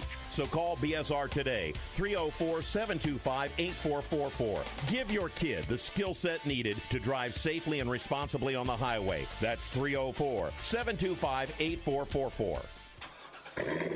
You hear that? That's the sound of America's only sports car. That's right. It's a Corvette.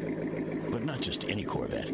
It's your Corvette. It's that who cares if there's traffic part of your day. And this could be you when you come to Cooper Corvettes. With 60 years of Corvettes to choose from, there's always a Corvette in your budget. And they'll service any Corvette you bring in. Cooper Corvettes on Route 1 just north of Quantico and Triangle. Call, click, or visit CooperCorvettes.com. HMS Motorsport is the leader in motorsport safety.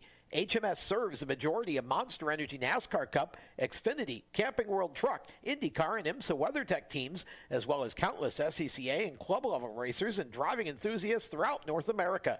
Featuring world-renowned brands like Schuberth helmets, Schroep belts, Adidas suits and shoes, Lifeline fire systems, and even Racecom radio kits, HMS has the right product for your type of racing and your budget.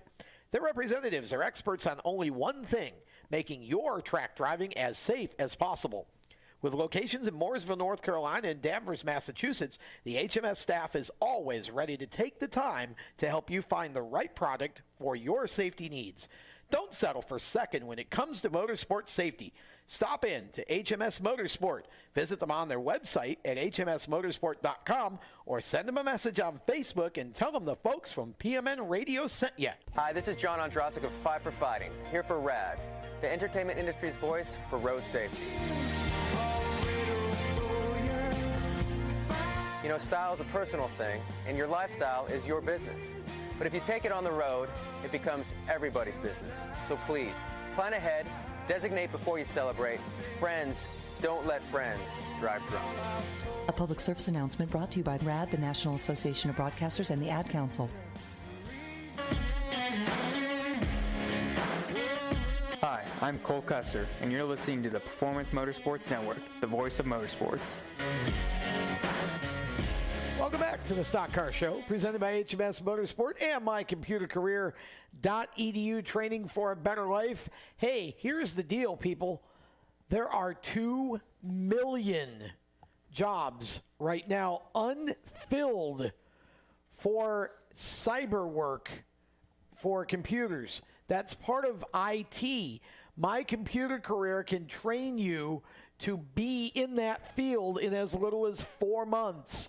So here's what you do. Go to mycomputercareer.edu. Make that career change. If you're interested in a change in career, you can't do better than mycomputercareer.edu.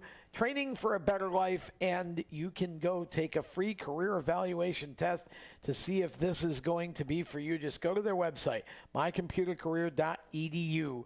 And with that, we look back at the Hall of Fame, and we're looking forward here at this point.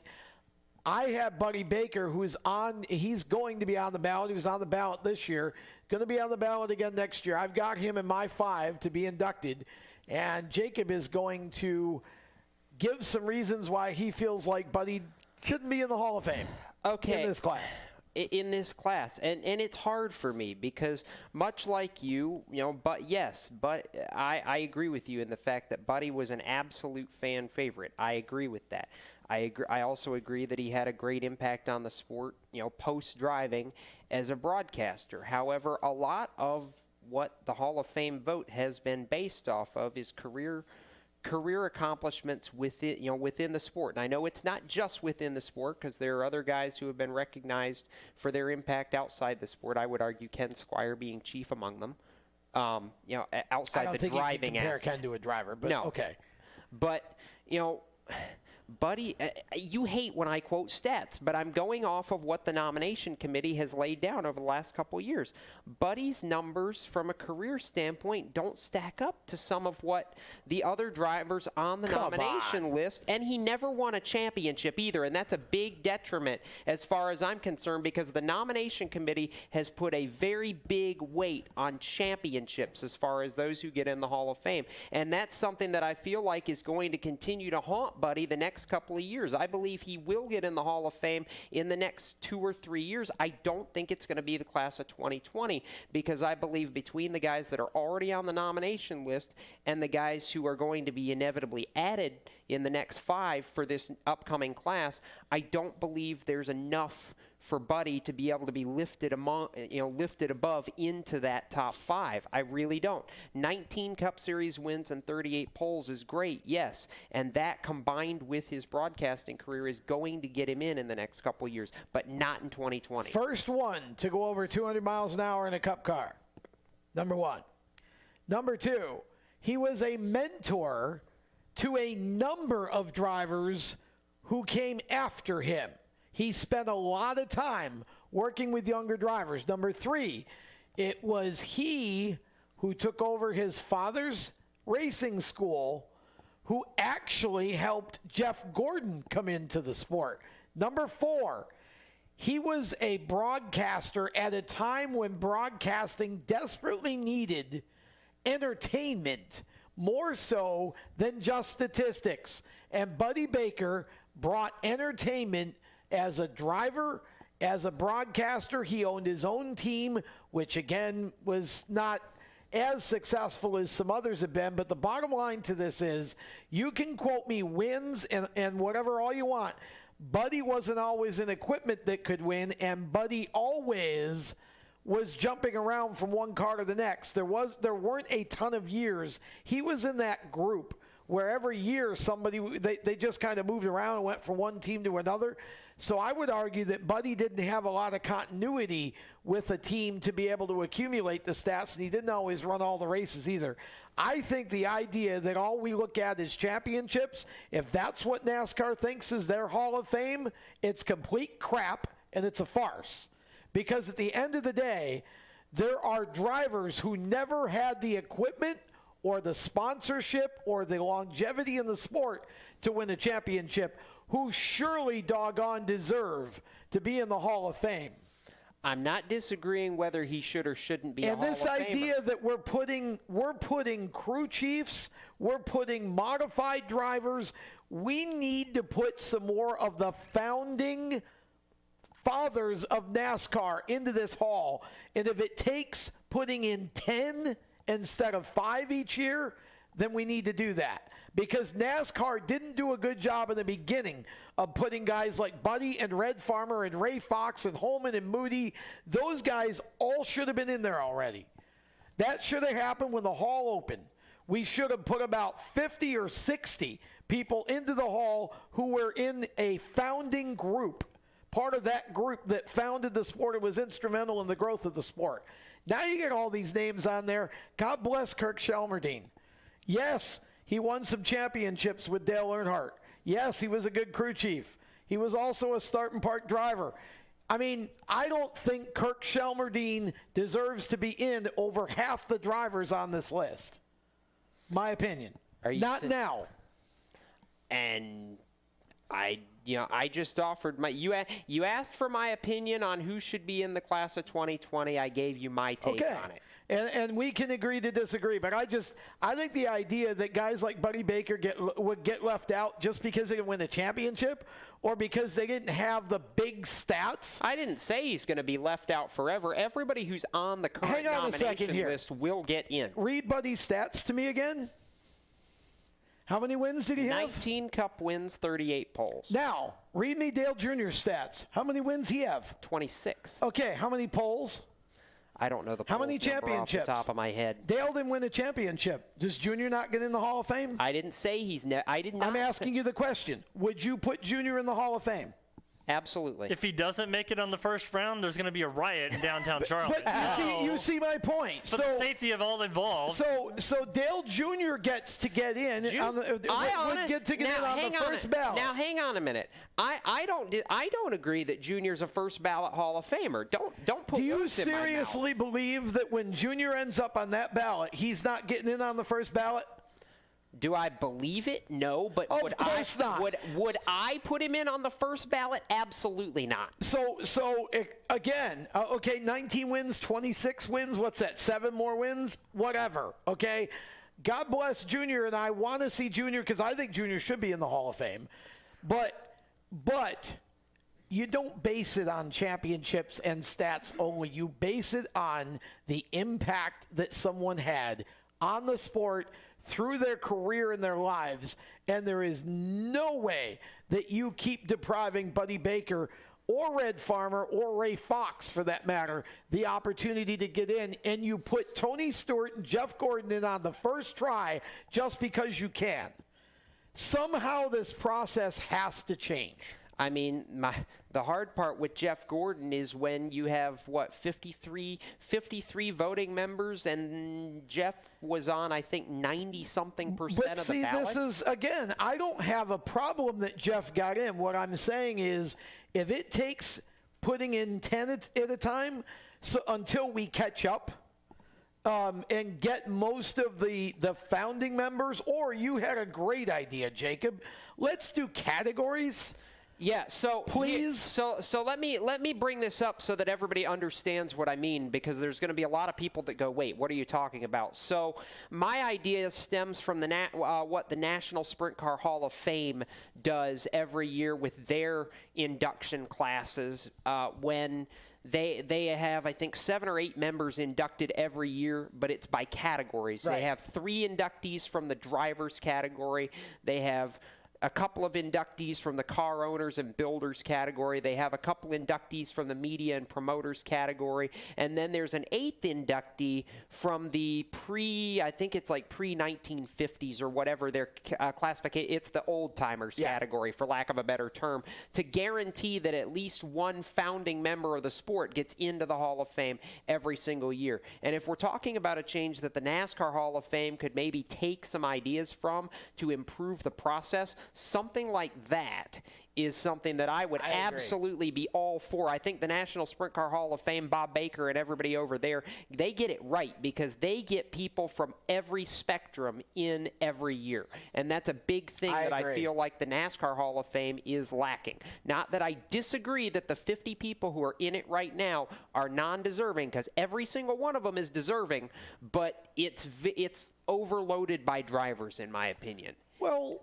because there have been a lot of drivers that deserve to be in there. Randy, what's your 2 cents on this? No, I was going to agree with Jacob, but I've seen there's other Hall of Fame inductions that kind of do the same thing, where they take either from categories or they induct their nominees, and then they have like not a separate induction ceremony, but like a separate class of people that founded the sport or founded the whatever. Right. And then they induct like 6 or 7 people. Legends.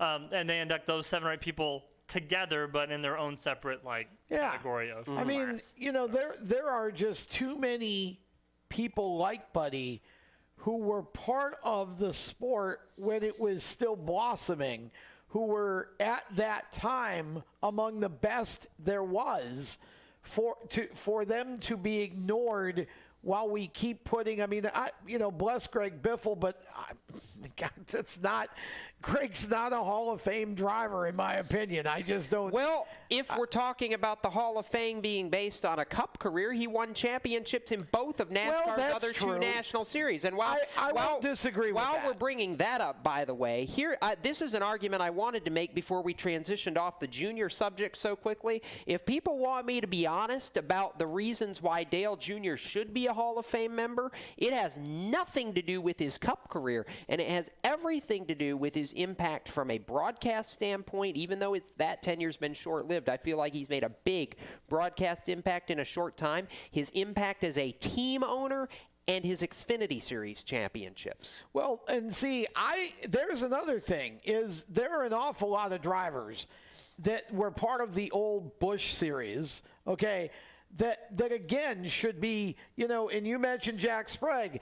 I don't know. Sprague, eventually, I think Sprague. Keep in mind, Sprague, other than Hornaday, has the most Truck Series championships in history. Which brings me to the point of, if we would do this by division, then Jack Sprague goes in faster. Absolutely. We've got too many big names that aren't in there yet, and we're only putting in 5 at a time. Yeah. You have to pay attention to the legends of the sport, as well as all these big names from today that we're putting in there, and balance it out a little bit better.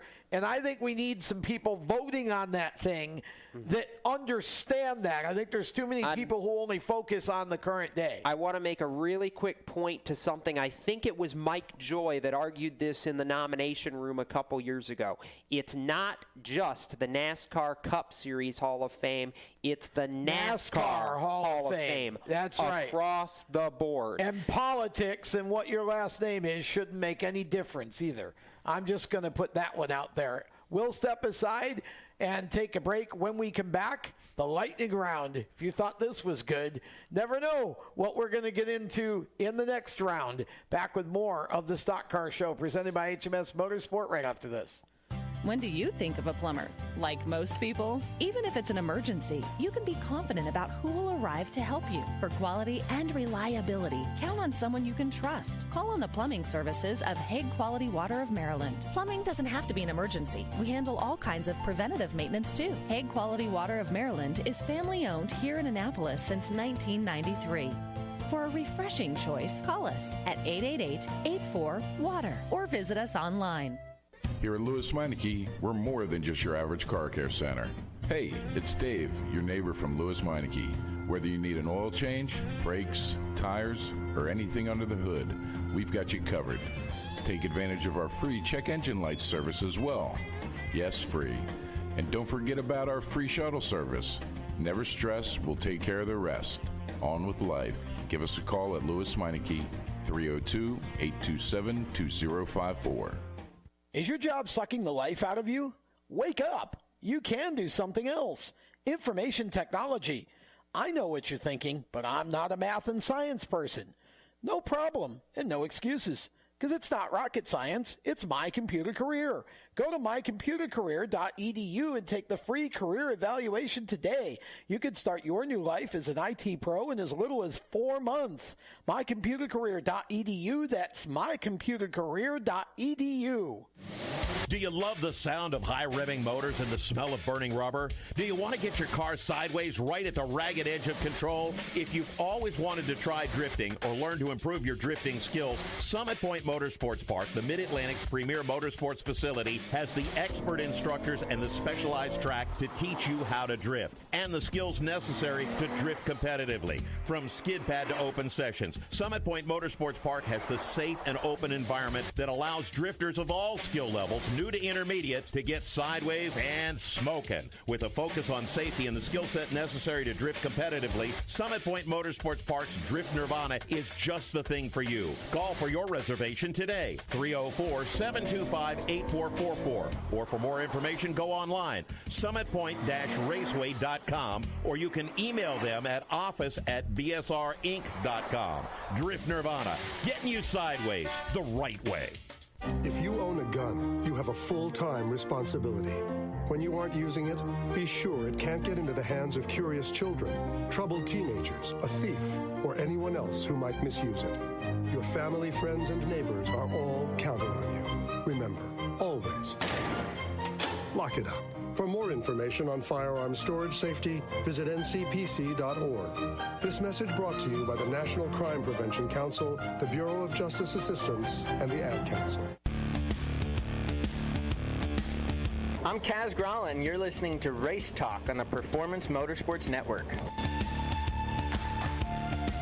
Okay, welcome back to the Stock Car Show, presented by HMS Motorsport and mycomputercareer.edu. Tom Baker, Jacob Seelman, Randy Miller, and Chris Murdoch on the video production duties this evening. And this is our lightning round. And what good would the lightning round be without a little thunder? Oh, boy. We just got finished with the debate about who should be in the Hall of Fame. If you missed it, just go back and watch the video replay. You'll want to, trust me. Because I'm in the mood to argue some more. Oh, boy.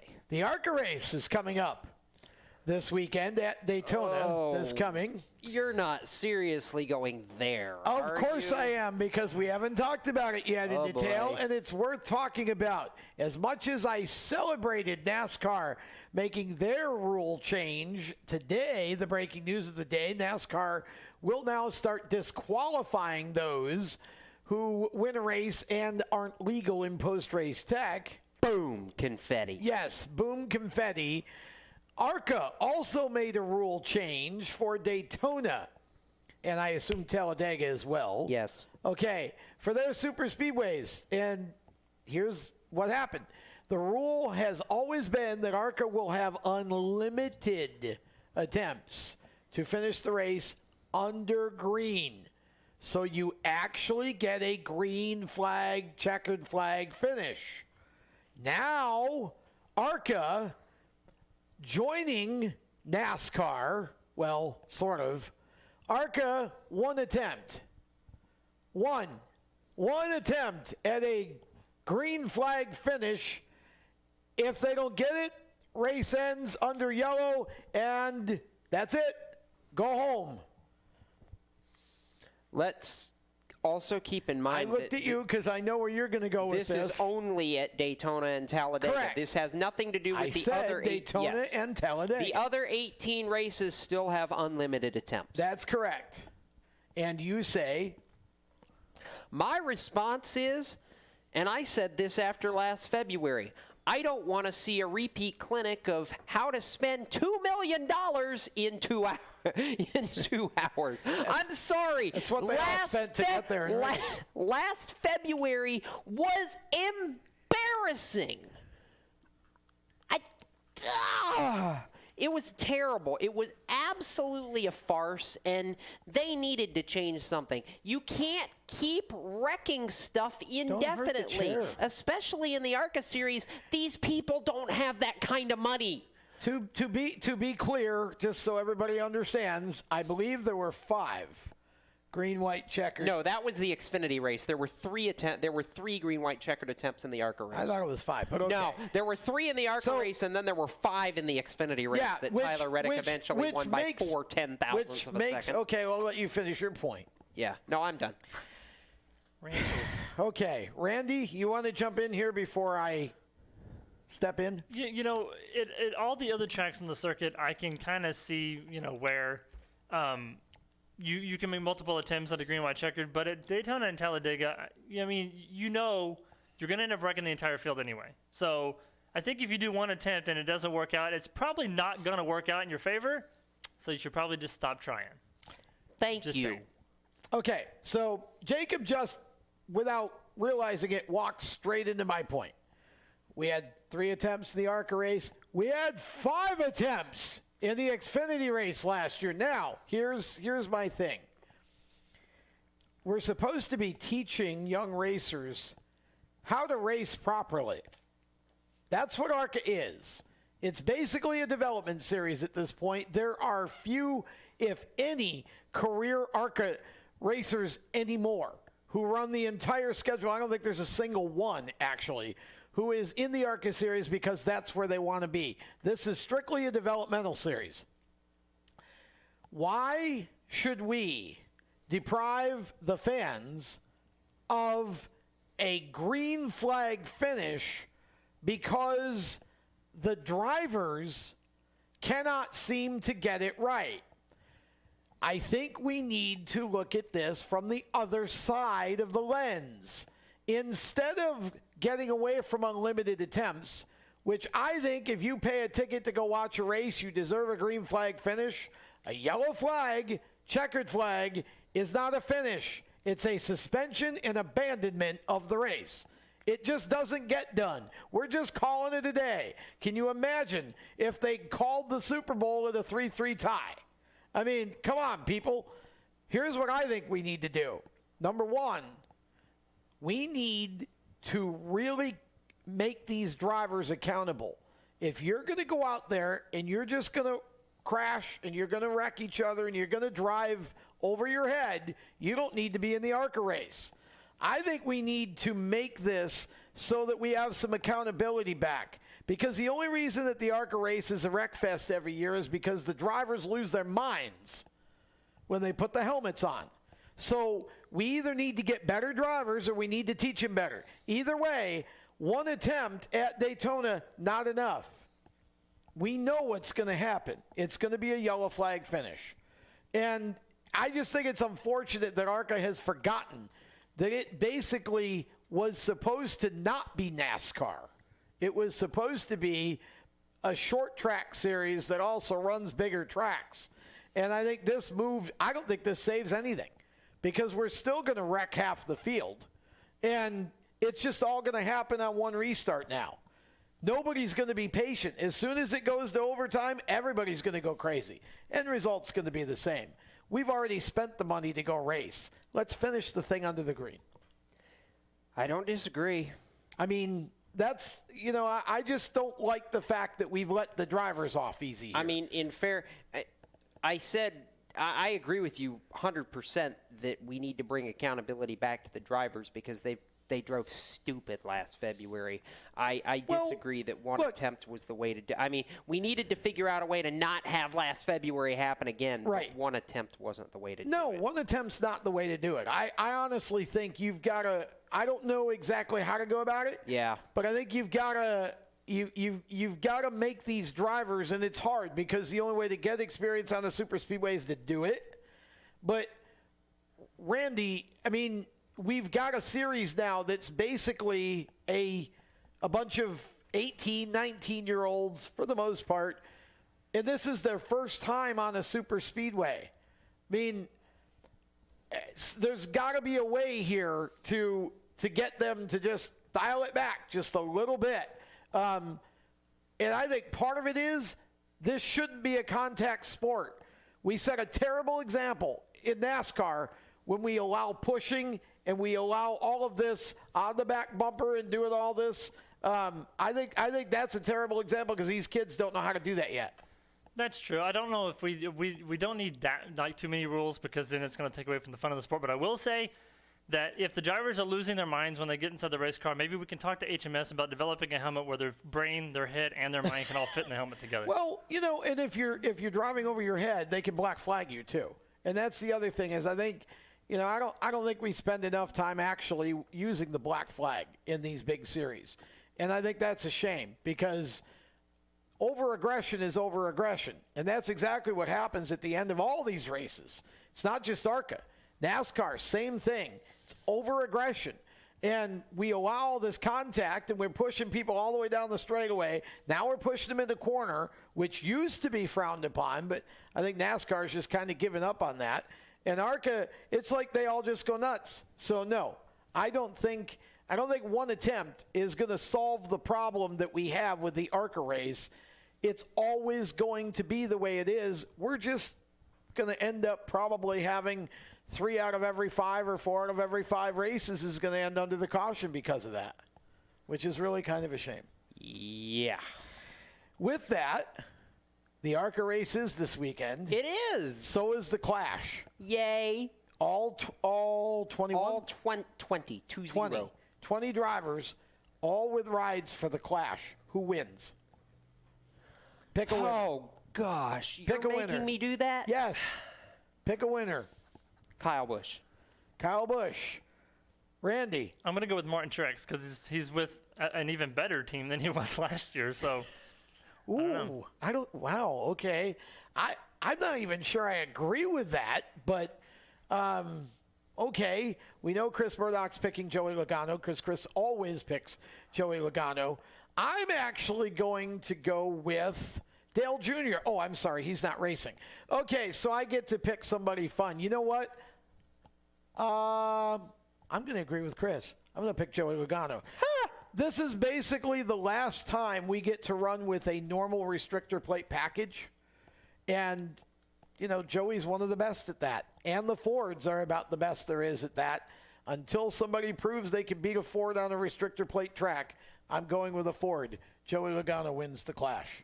Okay. Should be fun. Take us out of here, Jacob. Wow. All right. On that note, yeah, it is time to scram already, isn't it? Thanks to our supporters and partners with both mycomputercareer.edu and HMS Motorsport, the leaders in motorsport safety, for what they do to make this show possible. I'm disappointed. We had so much fun arguing. I don't want the show to end. I'm sad.